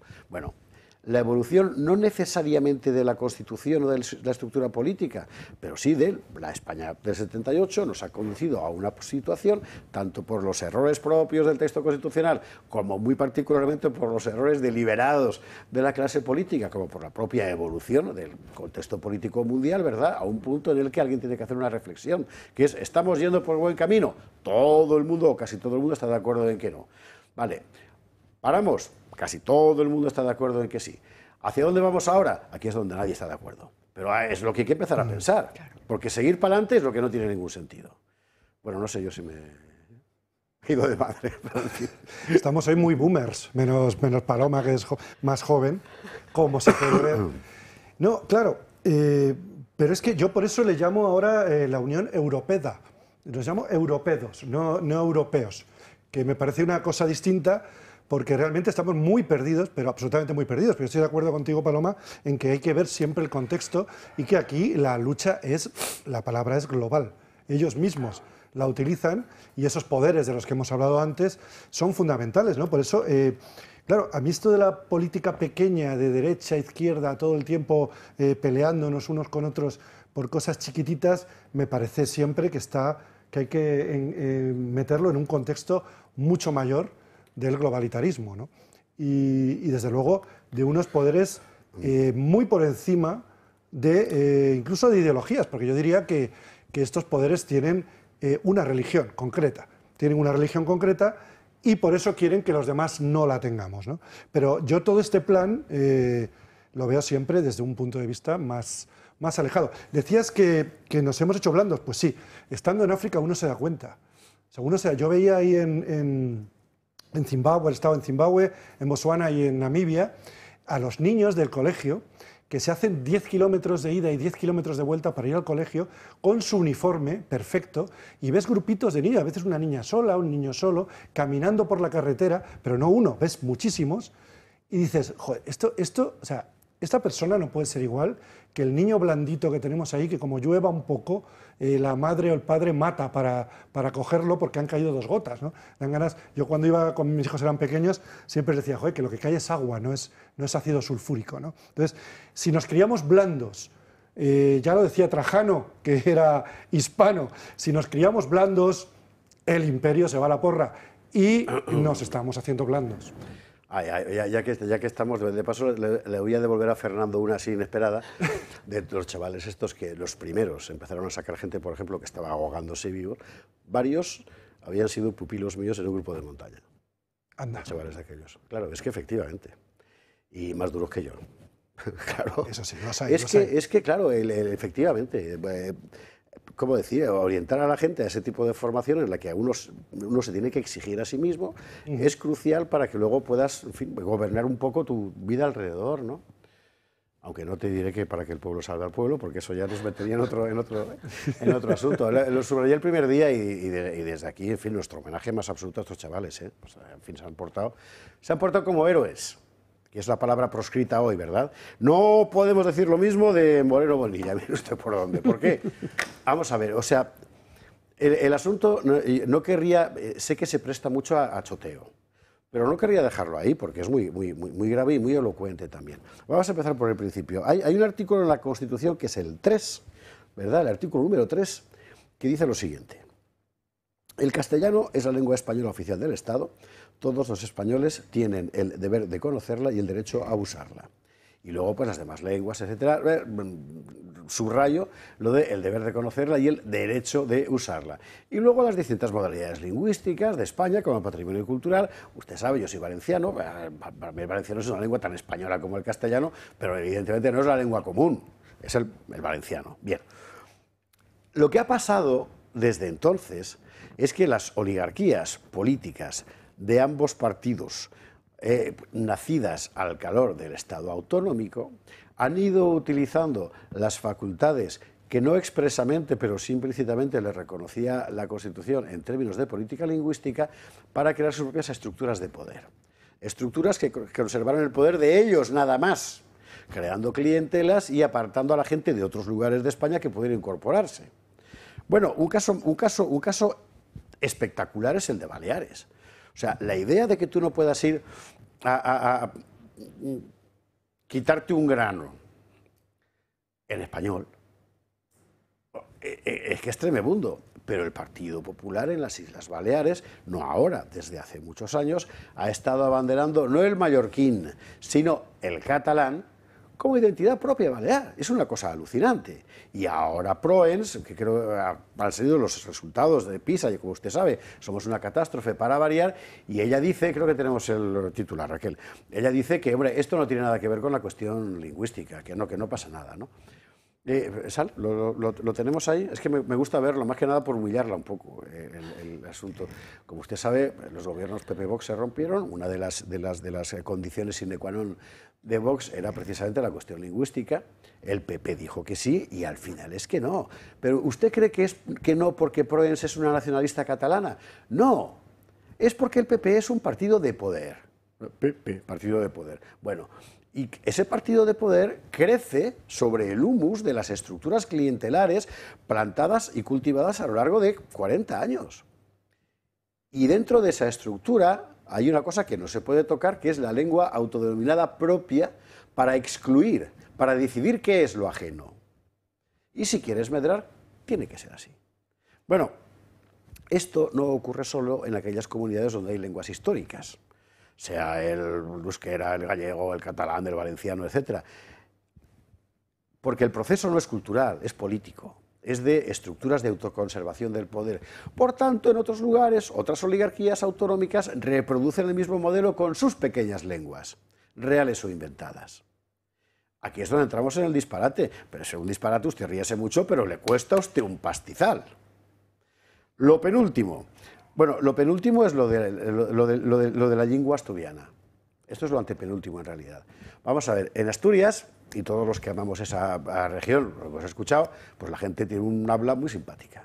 En realidad son varias, son bables. Bables quiere decir eso, hablas. Claro, con eso no puedes construir un elemento de poder, ¿no? Pues si se cae un desprendimiento es un argallo, si chispea no sé qué es el orvallo, si vas de fiesta es una espicha, ¿con eso qué haces? No, hay que homogeneizarlo. Y entonces se inventan una cosa que se llama la lingua. La lingua no existe, es un invento. Pero es un invento al que van a destinar, están destinando ya millones de euros para construir una esfera de poder impermeable. Javier Jové lo denunciaba así.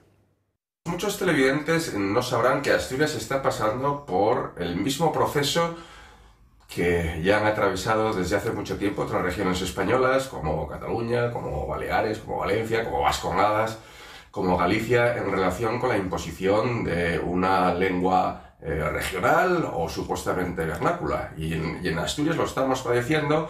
Pero claro, en Asturias contaban de inicio con un gran problema, y es que la lengua materna del 100% de los asturianos es el español. Sí, el español trufado de algunos modismos locales, deliciosos y encantadores, pero realmente lo primero que tuvieron que enfrentarse fue con la construcción de un idioma, porque los bables, en la tradición oral originaria, pues carecían de gramática y de tradición escrita. Con lo cual, el primer esfuerzo ha sido inventarse y crear artificialmente una lengua para los asturianos que se denomina la lingua. Es un refrito de distintos bables y una construcción posterior artificial y de laboratorio por unos cuantos filólogos. Empezaron ya a meterlo en los colegios desde hace ya bastantes años. Al principio era una asignatura optativa entre francés o lingua, y evidentemente la gente, cuando podía elegir entre francés o lingua, se decantaban masivamente por el francés. Después lo que hicieron fue suprimir el francés y ahora la alternativa es o lingua o folclore asturiano, es decir, tacita o tacita y media. El mismo producto con envoltorios diferentes. El coste para las arcas regionales es ya de unos 50 millones de euros. Cada año dan una vueltita de tuerca más y, por ejemplo, ya han anunciado que la convocatoria de oposiciones para educación para el año que viene van ya a valorar como mérito el conocimiento de la lengua. Y progresivamente, cada vez más, pues están forzando y metiéndonos y haciéndonos pasar a todos por el embudo de algo que es artificial, que algo que es impostado y que es innecesario. Muchísimas, ese es lo que nos mandaba Javier Jové, que se lo hemos pedido. No podía estar ahí con nosotros, pero nos ha mandado esto sobre la lengua. Esto aquí es iniciativa del PSOE de Barbón, pero el PP, le voy a leer porque es que no tiene desperdicio, es para no creérselo. El líder del Partido Popular, Álvaro Queipo, explica que el asturiano es nuestra lengua propia. Proclama el asturianismo del PP, se declara falante y duda de la sincera voluntad de Barbón de aprobar la cooficialidad. Cree que el PSOE sobreactúa. Más todavía. En Extremadura hemos visto una cosa alucinante, que es la decisión del Partido Popular de fomentar el extremeño en la escuela. Tenemos aquí, el extremeño no existe tampoco. Hay un habla popular del castellano, del español en Extremadura, que es el castúo de toda la vida, que incluso tiene una producción literaria importante en castúo, no crea usted. Pero eso no puede ser, no tiene que ser el extremeño. ¿Por qué? Pues porque con el castúo no vas a hacer una academia. Con el extremeño sí, porque hay que pagar a gente para que reconstruya la lengua. Y entonces, la próxima vez que venga Teresa Gómez aquí, como Miguel Durán, hablarán entre ellos en extremeño. Esto es el Partido Popular. Y en Andalucía tenemos lo último, que es José Moreno Bonilla, que ha firmado un acuerdo con la Fundación Alejandro Rojas Marcos para impulsar el habla andaluza. ¿Por qué? Pues porque el acento es nuestra identidad. Vamos a ver, hable usted con un señor de Motril y con otro de Trebujena, provincia de Cádiz, y le aseguro que los acentos no tienen nada que ver, salvo que probablemente usted no entienda nada de lo que dicen. Pero bueno, son sus hablas. Pero el habla andaluza, ¿qué es? No es nada, es una estructura de poder local. Y esta es la cuestión. ¿Y esto qué es? Pues esto es una disgregación nacional. Claro. Además, esto del extremeño, mi abuelo murió hace poquitos meses, 102 años, de las jurdes. Jurdes. Las jurdes. Jurdes. Efectivamente. Bueno, yo le preguntaría a todos estos señores, he visto vídeos por ahí de gente muy jovencita intentando leer en un teleprompter el castúo, que no saben, porque no lo saben, lo están utilizando como lengua, como una herramienta política. Si han leído a Gabriel y Galán, por ejemplo, claro, pues habría que preguntarles eso. Yo, si me permitís, voy a volver a poner la pata en los orígenes y en todo lo que hay por detrás de todo esto. Y lo que hay ya detrás, o sea, la ideología, las ideas fuerza que están empujando ya la configuración del régimen de las autonomías son dos, que son europeísmo y federalismo, pero que realmente no es federalismo, sino confederalismo, que eso no sé si luego tendremos tiempo, José Javier, para marcar la diferencia. Esto significa que tú tienes que justificar que tú formas parte de un trocito de España que tiene una serie de singularidades y que esas singularidades van a justificar que tú te puedas separar de otras partes de España. Entonces, estas singularidades, como se las tiene que inventar, pues son casi todas son de signo cultural, y la lengua es fundamental. Yo tengo una lengua propia, como si el español no fuera la lengua propia de los catalanes, de los vascos, de los gallegos, extremeños, andalusis o como se llamen, lo que sea. Entonces se está ocultando por un lado que el español efectivamente es la lengua propia de todos los españoles, por no hablar de todos los que viven fuera de nuestras fronteras, 600 millones de hispanohablantes. Por eso, porque tienen que justificar que hay unas partes separables de otras partes de España. Yo me acuerdo constantemente de Pedro Insua cuando decía, hace años, en Galicia no necesitan partidos nacionalistas porque ya tienen al PP. Ya tienen al PP. Se ha tragado enterito todo este discurso de lenguas propias, geopolíticamente absolutamente irrelevantes, es decir, son muy bonitas, son muy interesantes para el estudio etnográfico, etnológico de estas sociedades, pero son la absoluta irrelevancia política. Entonces, bueno, pues simplemente que la gente deje de ser tan tonta, y lo que se está buscando es una identidad, una singularidad frente al vecino de al lado. Claro, estamos en el contexto de siempre, que es la deconstrucción de España y de la hispanidad. Totalmente. Y el divide y vencerás. Totalmente. O sea, esto es pura biología una vez más, porque la programación neurolingüística, es decir, tú piensas en el idioma en el que hablas. Y el hecho de crear una singularidad periférica te hace tener un sentimiento de identidad con una serie de personas cada vez en colectivos más pequeños. Esto es lo que hacen las fundaciones de George Soros en todo el mundo, que es ir dividiendo y dividiendo y dividiendo, y si ya no sabes si eres hombre o mujer, si ya no sabes de qué idioma hablas, si ya no sabes de qué país eres, y ya no sabes si quieres tener hijos o no, si te quieres casar o no, pues es la deconstrucción general del ser humano, que es, una vez más, lo que el globalitarismo está pretendiendo. Y no se equivocan, ni son errores. Todo esto es un plan.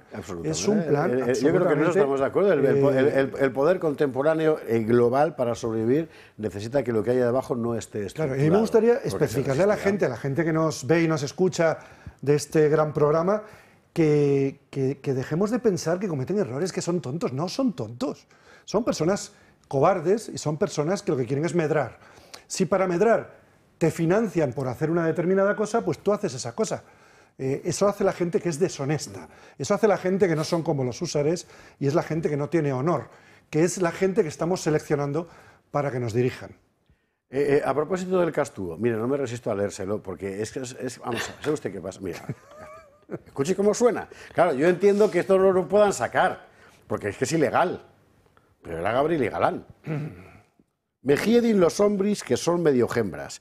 100 veces te dije que no se lo dieras, que al chinquín lo hacían marica las gentes aquellas. Ahora ya lo vide y a mí no me mandis más veces que vuelva. Te largas tú a velo, que puede que no creas que tu cuerpo ha parido que el mozu, ni que lo cebaste con tu leche mesma, ni que tiene y metía en la entraña sangre de mis venas, nada más de mimarros y delicaezas, que ha quedado lo mismo que un gilo paliucho y sin chispa de fuerza.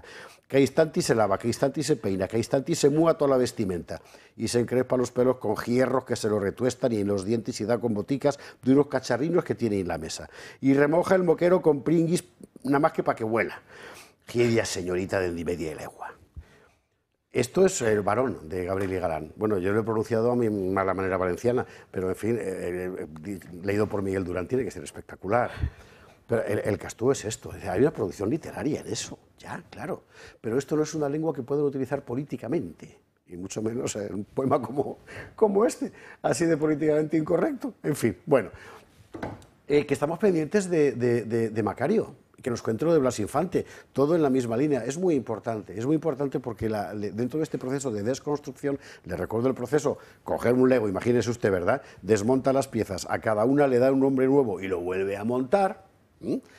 La cuestión de las nacionalidades, utilizando el texto constitucional, es básica. Y también, por tanto, la construcción de identidades que reposan solo sobre el poder.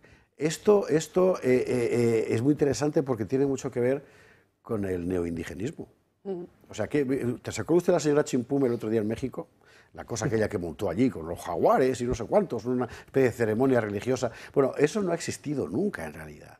Nadie guarda memoria de cómo pudo ser realmente una ceremonia mexica. La tradición indígena es otra, la que existe, esa del mundo de los tlaxcaltecas, etcétera, ¿no? Pero no la de los mexicas. Pero justamente lo que buscan es eso. No van a reconducir a la población mestiza o india de México a su identidad real, que es una identidad hispana. Tienen que reconducirla a una identidad que solo el poder puede dar. Claro. Primero te quitan todo lo que tienes y luego te dicen, yo te voy a decir quién eres tú realmente. Pues esto es un poco lo mismo. Y la movida de las naciones andaluzas, o gallegas, o valencianas, en fin, es la misma historia. Sí, sí. Pues podemos, si te parece, yo voy comentando algo de Abre tema, Blas porque además Infante. es muy interesante. Claro, en cuanto esté Macario, hablamos más de Blas Infante. Pero claro, es que Blas Infante, en la cuestión de la reintroducción enteramente espuria de lo musulmán en España es decisivo. Es totalmente. Mira, está trabajado en este libro, la figura de Blas Infante.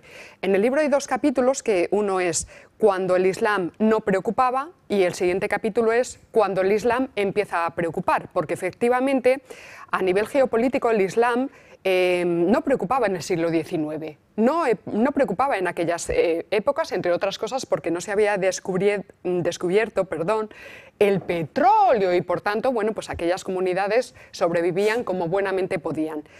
Es precisamente en ese contexto de romantización de un Islam brillante, es el momento en el que se construye el mito de una Al-Ándalus, perdonadme, súper civilizada, súper brillante, esplendorosa y tal. Es justo ahí cuando se está construyendo ese mito de Al-Ándalus.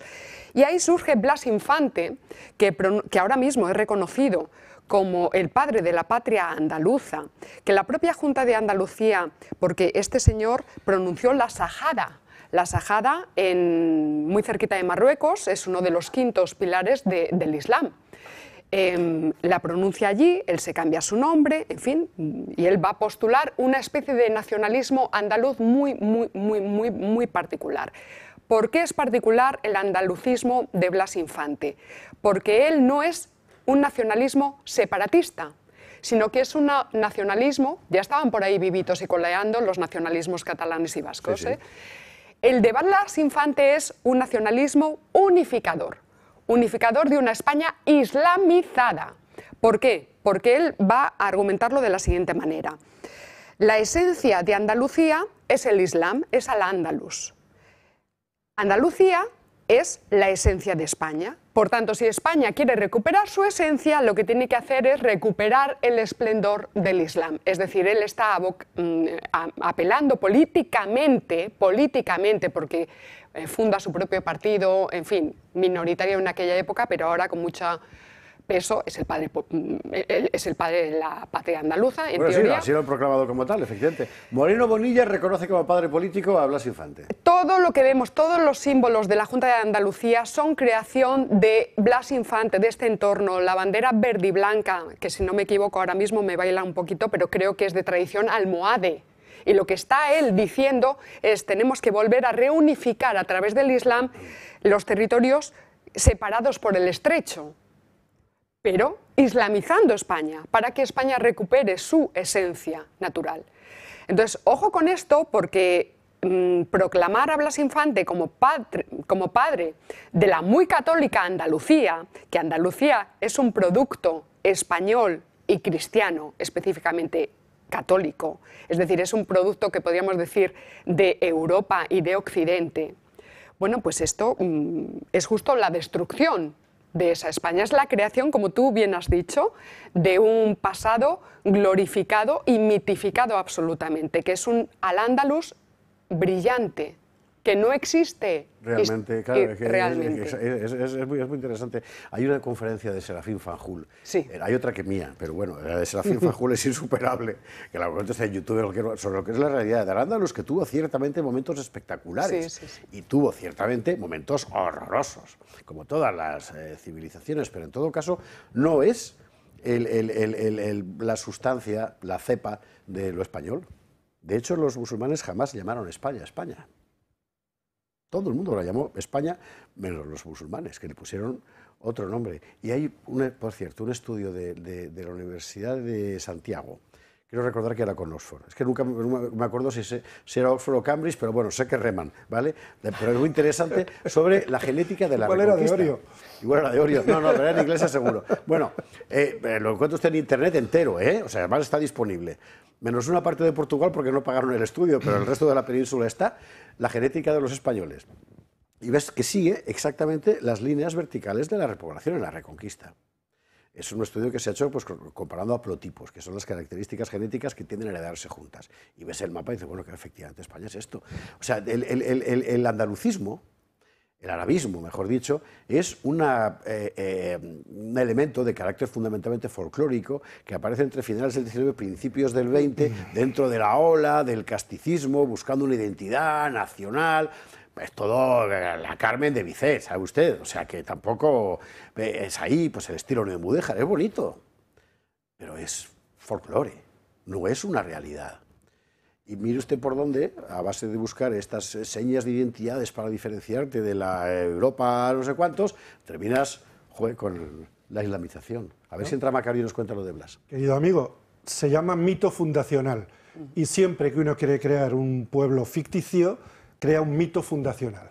El mito fundacional, desde luego, se pone en duda incluso la propia palabra, porque Andalucía podría provenir de los vándalos, Vandalucía. Sí. Y de mucho antes, porque si vamos a tener que recuperar otra vez a Trajano, y mucho antes al rey Gerión, y mucho antes a todas las cosas que ocurrieron en la cuenca del Guadalquivir. Y las culturas de Largar y los Millares, que todavía son anteriores, que imagínate. Le quieren llamar ahora Tarteso, que le han quitado la S, sí. Por no decir Atlantis, que es la palabra prohibida. Atlantis es como decir negacionista, pero en historia.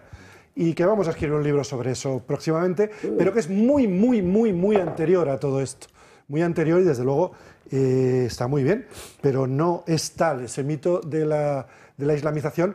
Otra vez vamos hacia un mito interesado, que es lo que les interesa hacer para la destrucción del hispanismo. Es que además el problema de la creación de estos mitos artificiales, de estas naciones artificiales, es que necesariamente para legitimarte tienes que señalar contra qué te fundas y el enemigo es España. Es decir, lo que están haciendo todos estos indigenismos patrios es alimentar la idea de que España es un constructo de una pandilla de nacionalistas del siglo XIX, porque España parece ser que solo existía a partir de 1812, y entonces la construcción del enemigo contra quién te estás construyendo.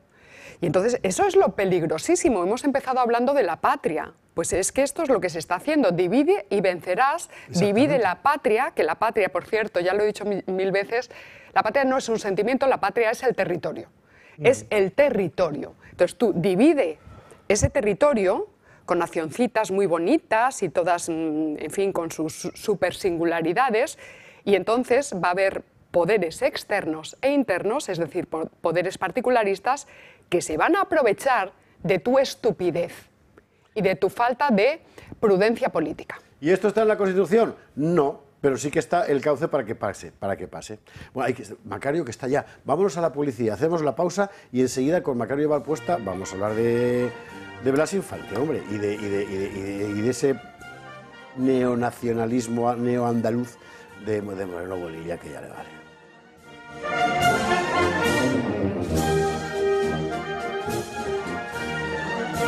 Estamos de vuelta, gato al agua, gato de viernes, gato sobre España, porque siempre hablamos de España, pero bueno, hoy día de la Nicolasa, con más razón. Bueno, mire, uno que estaría disfrutando, además con toda su sorna, de lo que ocurre en Andalucía, es nuestro lloradísimo Aquilino Duque, una de las grandes plumas de la literatura española, que nos dejó hace muy poco tiempo, y al que le habría encantado seguramente el libro de Macario Valpuesta sobre Blas Infante. Macario, muy buenas noches. Hola, buenas noches. Vaya, esto sí que era imprevisible, ¿eh? Que de repente os apareciera un abertzalismo de la mano del PP. Bueno, pues realmente los que nos fijamos en cómo va la política en España, pues no nos extraña, ¿no? Porque realmente esto es lo que ha hecho el PP en Valencia, lo que ha hecho el PP en Galicia y lo que ha hecho el PP en Baleares, y también es la fórmula que ellos creen que les beneficia. Pero claro, es verdaderamente increíble, resulta increíble. Vamos a hablar un poco del personaje, vamos a hablar de Blas Infante. Ya nos ha hecho una introducción Paloma Hernández al respecto. Cuéntanos más. Bueno, pues Blas Infante es, diríamos que es una versión andaluza de Prat de la Riba y de Sabino Arana, ¿no? Que son los más conocidos, ¿no? Es un personaje que es muy de su tiempo. Realmente por eso yo en el libro he intentado contextualizarlo en su tiempo. Es un hombre que dice ideas disparatadas, absolutamente disparatadas, que estaban en su época, pero que realmente lo más curioso es que entonces nadie le echó caso, ¿no? Nadie, un hombre totalmente fracasado. Él además tiene está muy resentido contra el pueblo andaluz en general, porque realmente no se le prestó atención. Y sin embargo, pues las circunstancias históricas dramáticas de nuestro país pues han hecho que este hombre haya triunfado a 40 años de retraso, ¿no? Y realmente lo que resulta increíble es que, porque Blas Infante, o sea, que parece que es que nadie lo ha leído, ¿eh? Hay algunos intelectuales de izquierda que subrayan el hecho de que a Blas Infante pues no se le está haciendo verdadero caso. Pero claro, son gente muy de izquierda, como Isidoro Moreno y otros muchos. Lo que no nos podíamos creer es que el Partido Popular iba a llegar e iba a resucitar sus ideas, que si queréis ahora las podemos desarrollarlo un poco, pero son verdaderamente enloquecidas. Son ideas absolutamente hispanófobas, son ideas radicales, revolucionarias y absolutamente enloquecidas.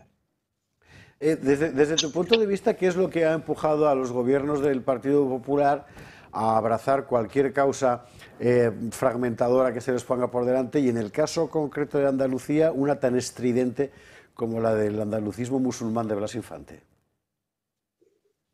Pues yo creo que la clave de todo esto está en la voluntad de poder, ¿no? Realmente el sistema de las autonomías, ya muchas veces hemos hablado de él, ¿no? Se creó como una forma de acercar la administración al pueblo, diríamos que era una especie de reivindicación de la vida local, ¿no? De la vida más cercana al ciudadano, pero se ha convertido en España en un sistema de clientelismo y de verdadero colonialismo, ¿no? Y entonces realmente pues el PP, que es una máquina de poder, igual que el PSOE, vamos a reconocerlo, es un partido que es una máquina engrasadísima y que maneja recursos de todo tipo, pues se ha dado cuenta de que tiene pues aquí un elemento con el cual él se cree que le gana la partida a la izquierda, o sea, como dirían los socialistas, los adelanta por la izquierda, ¿no? y bueno, pues alza una bandera que él cree que le va a dar réditos políticos. Lo trágico de todo esto es que efectivamente si uno siembra nacionalismo, pues acabará cosechando nacionalismo, ¿no? Y lo estamos viendo en Galicia y desgraciadamente lo podemos ver en Andalucía. Ahora han sacado la MENEZ del habla andaluza, un protocolo, y bueno, pues ahora nuestros desorientados alumnos en los institutos y en los colegios, pues en vez de estudiar cosas más importantes, pues se dedicarán a... Porque además, para colmo, no existe un andaluz único, efectivamente, existen muchísimos andaluces, porque el andaluz es una... Yo además como filólogo, pues no es ni siquiera un dialecto, es un habla, son expresiones muchas veces de simple habla oral, no existe ningún tipo de literatura, pero ya vemos que la ingeniería social de los lingüistas españoles pues no paran de encontrar pues eso, pues, hablas locales, ¿no? Y en fin, la Torre de Babel, que es la que quieren para nuestro país, desgraciadamente. Macario, tú eres catedrático de latín, ¿verdad? De latín. O sea, Andalucía esencialmente es Roma, joder, tampoco vamos a... ¿verdad? Pero, ¿qué recepción real crees que puede tener esta orientación, por más que machaquen en los colegios dependientes de la comunidad autónoma, cuando es tan evidentemente contradictoria con la realidad de la sociedad andaluza? Hombre, aparentemente esto no cala mucho. Aparentemente, o sea, hay una especie de sorna generalizada porque afortunadamente en Andalucía pues no han calado esos mensajes nacionalistas que empezaron hace 120 años prácticamente en toda España, ¿no? Y realmente no han calado todavía. Pero yo veo a mis alumnos, pues yo siempre he encontrado pues algunos minoritarios, pero algunos de estos que te decían que él no era español, que decían que él no se sentía español, porque tú sabes que todo esto es una cuestión de sentimiento. Sí. Entonces, si yo pienso muchas veces lo que la gente pensaba cuando yo era joven, ¿no? Yo tengo una edad, y cuando yo tenía 20 años, pues realmente veo que a la España de ahora no la reconoce la madre que la parió, ¿no? Pues yo me hago cruces de lo que pueda pasar dentro de 40 o 50 años. Pues sencillamente, bueno, claro, Moreno Bonilla pensará que entonces ya él no estará y el que venga atrás que el rey. Porque yo no me puedo creer que este señor pues se crea los disparates que decía Blas Infante. Y yo entiendo que este hombre tendrá muy poco tiempo para leer, pero yo creo que él sí tiene una legión de asesores que le podrían leer lo que dijo Blas Infante. Y entonces, bueno, pues relativizarlo un poco y no tomárselo tan al pie de la letra. Pero en fin, eso es lo que tenemos, la casta política que tenemos. Pero no creo que haya elegido a los asesores por sus lecturas, ¿eh? Me parece que los ha elegido por otros criterios en todo caso. Efectivamente, eso pienso yo también. Macario, te leemos. Muchísimas gracias por estar esta noche con nosotros aquí, este 6 de diciembre, Día de la Constitución, para hablar fundamentalmente de España y de sus problemas y de la reconquista de España. Muy bien, pues encantado y muchas gracias. Gracias, muy buenas noches. Tenemos que irnos a la publicidad, sí o sí, porque hay que hacer una última pausa y esa es impepinable. A la vuelta, ¿tenemos otra pausa, Raquel, querida? ¿Perdón? ¡Ay, qué bien, qué gusto! ¿No vais a tener que pedir una pausa? Pues ahora, venga, hablar rápidamente. Que tenemos a Sergio Fidalgo. Claro, no hay un 6D que no esté aquí, el catalán, el tambor del Bruc. Pero de verdad, enseguida entra con nosotros. Tema de los Infante, efectivamente. ¿En qué medida vamos a ver todo esto que nos está pasando? Y el libro de Macario, por favor, en cuanto podamos ponemos la portada. Es muy importante porque ves lo que el poder quiere hacer. Ahí está, muchísimas gracias. Muchísimas gracias, Elena, Raquel. Bueno,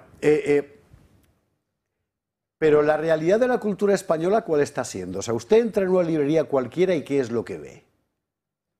Porque resulta que usted entra en una librería cualquiera y de lo que ve, nada es la cultura que está proponiendo el poder. Está lleno de libros que en lo que están es en la onda exactamente contraria. Que hay de los otros también, pero mire usted lo que la gente lee y lo que la gente cuente, otros está en Internet, mire usted los podcasts, etcétera. Realmente lo más importante que pasó en la cultura española en los últimos 20 años ha sido la ola de reapropiación de la identidad española por parte de la gente, contra la política del poder, por cierto. Así que aquí también, y es el argumento, por cierto, con el que hemos empezado el programa, me da la impresión de que hay una nación que está abiertamente en pie contra el Estado y sus propósitos culturales. Claro que sí. Yo os puedo contar un caso muy reciente que acabo de vivir. Conozco personalmente a los protagonistas, que son un grupo de 25 niños de primero y de segundo de la ESO, que redactan, ellos se dan cuenta de que el 12 de octubre este año caía en sábado. Entonces, el domingo se dan cuenta de que en su colegio no se ha hecho mención de nada. Y los niños de esa edad no son bobos. Es decir, pueden estar pastoreados pues, por las relaciones familiares, entre los amigos, las cosas que ven en televisión, en las redes sociales, etc. Pero ellos no son bobos en sí. Y ellos se dan perfecta cuenta de que desde de unos años a esta parte se está celebrando a bombo y platillo y durante varios días el 8M, y se celebra el Día de la Niña, pero no el Día del Niño, y se celebra el Día del Maltrato a las Mujeres, y se celebra Halloween, se dedican días enteros a decorar todo el instituto de Halloween, muy poquito ya la Navidad. Y evidentemente estos niños toman nota y dicen, ¿por qué no se celebra el 12 de octubre? Redactan una cartita y se la presentan a la dirección de su colegio, pidiéndoles muy educadamente que por favor se comprometan a que el año que viene se dedique tiempo en las aulas para explicar por qué esa fecha y no otra. Entonces yo creo que tenemos que estar todos muy atentos a lo que decía José Javier. Una cosa es el plano de la propaganda de los políticos, que nos tienen aburridos en las redes sociales, que da asco entrar en las redes sociales para escuchar las barbaridades y suciedad que sale de su boca. Y otra es la realidad cotidiana de la gente de la calle, de este grupo de niños salmantinos que de repente hacen una propuesta y hay 25 que firman pidiendo permiso a sus padres, padres que unos votarán a un partido, otros a otro, pero el caso es que ahí está un documento firmado por 25 chavales y que ha armado un poquito de marimorena en las redes sociales porque yo lo publiqué bien borraditos los nombres para que no hubiera represalias porque efectivamente hubo amenazas. Sí, efectivamente. Y esto es lo terrorífico, es decir, en cuanto a esa expresión más popular imposible pasa al radar del poder, ya hay un vigilante. Exacto. La abuela del visillo Boque, ¿no? Sí. Pero bueno, el texto es muy divertido, lo tiene usted en el Twitter, Sí. en el X de Paloma, que lo vimos todos, efectivamente. No, pero eso es genial y por eso tienen tanta manía a las redes sociales. Sí. O sea, es curioso, porque los mismos que cada día me consta que se documentan, periodistas de medios, digamos, oficialistas, se documentan en las redes constantemente y además las utilizan para decir que algo es un escándalo o que algo es controvertido, después las critican. ¿Cómo es posible esto si la estás utilizando? Si ya no visitas una biblioteca hace mucho tiempo, ni lees un libro hace mucho tiempo. Entonces, yo me acuerdo que una vez hicimos un documental para convencer a los pescadores hace muchos años de que trataran bien a las tortugas, y lo que hicimos es hacer el documental para los niños, para sus hijos.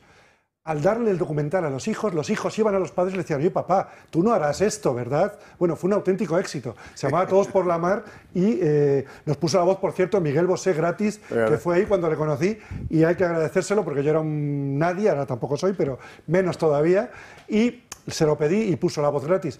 Y a través de los niños se cambió la opinión de los padres. Así que menos censura, por eso somos una amenaza para ellos, tanto las redes como las televisiones libres como esta.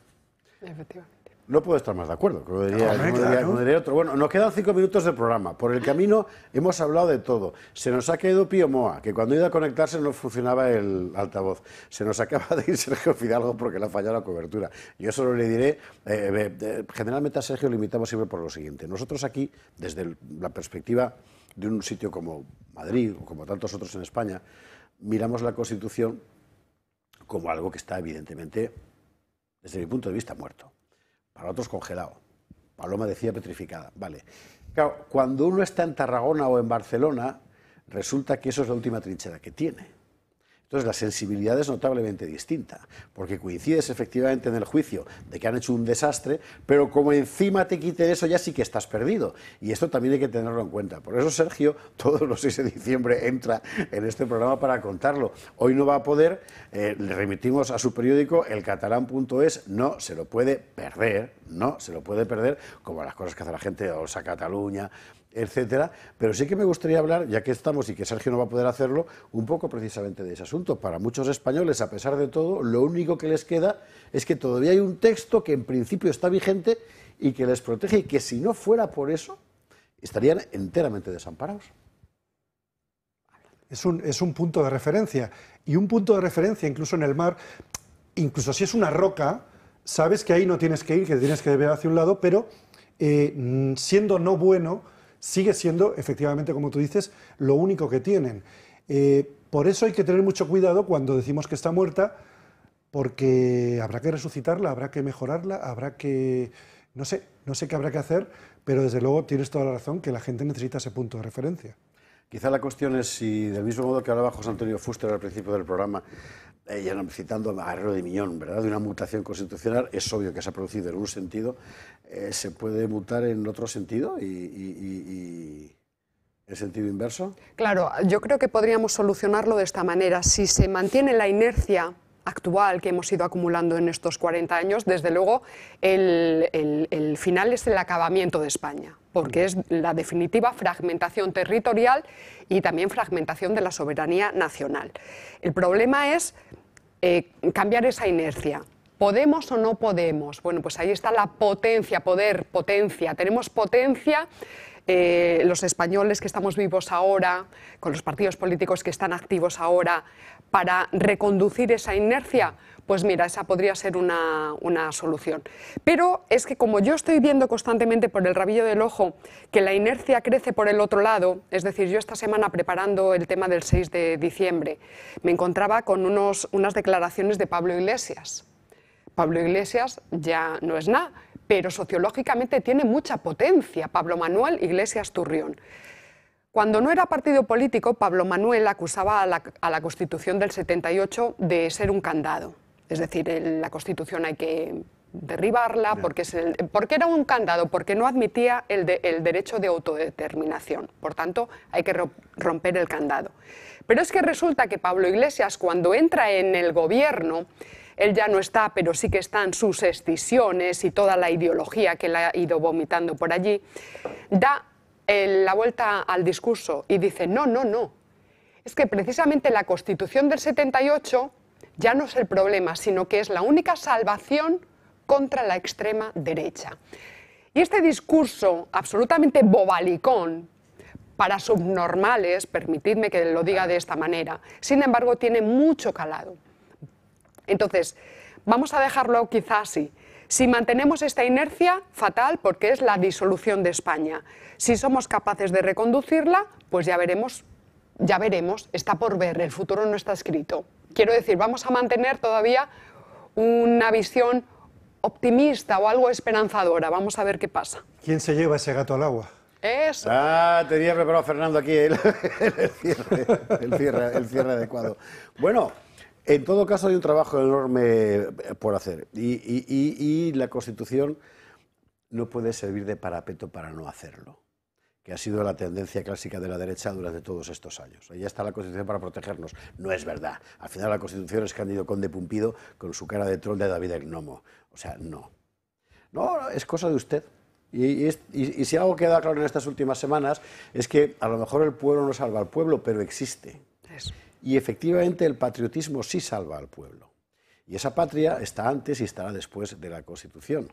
Y es lo que debe servirnos de referencia. Y esta es quizás la reflexión no para terminar, porque esto, como en los culebrones, continuará. Mil gracias Fernando López Mirones, mil gracias Paloma Hernández, mil gracias Fuster, y mil gracias Macario Barpuesta, y mil gracias Sergio y Pío, que no han podido entrar, y Javier Jove, que nos ha mandado el vídeo, y a todos por estar ahí, y a todos los patrocinadores del gigantesco batallón de la Madrina Paz.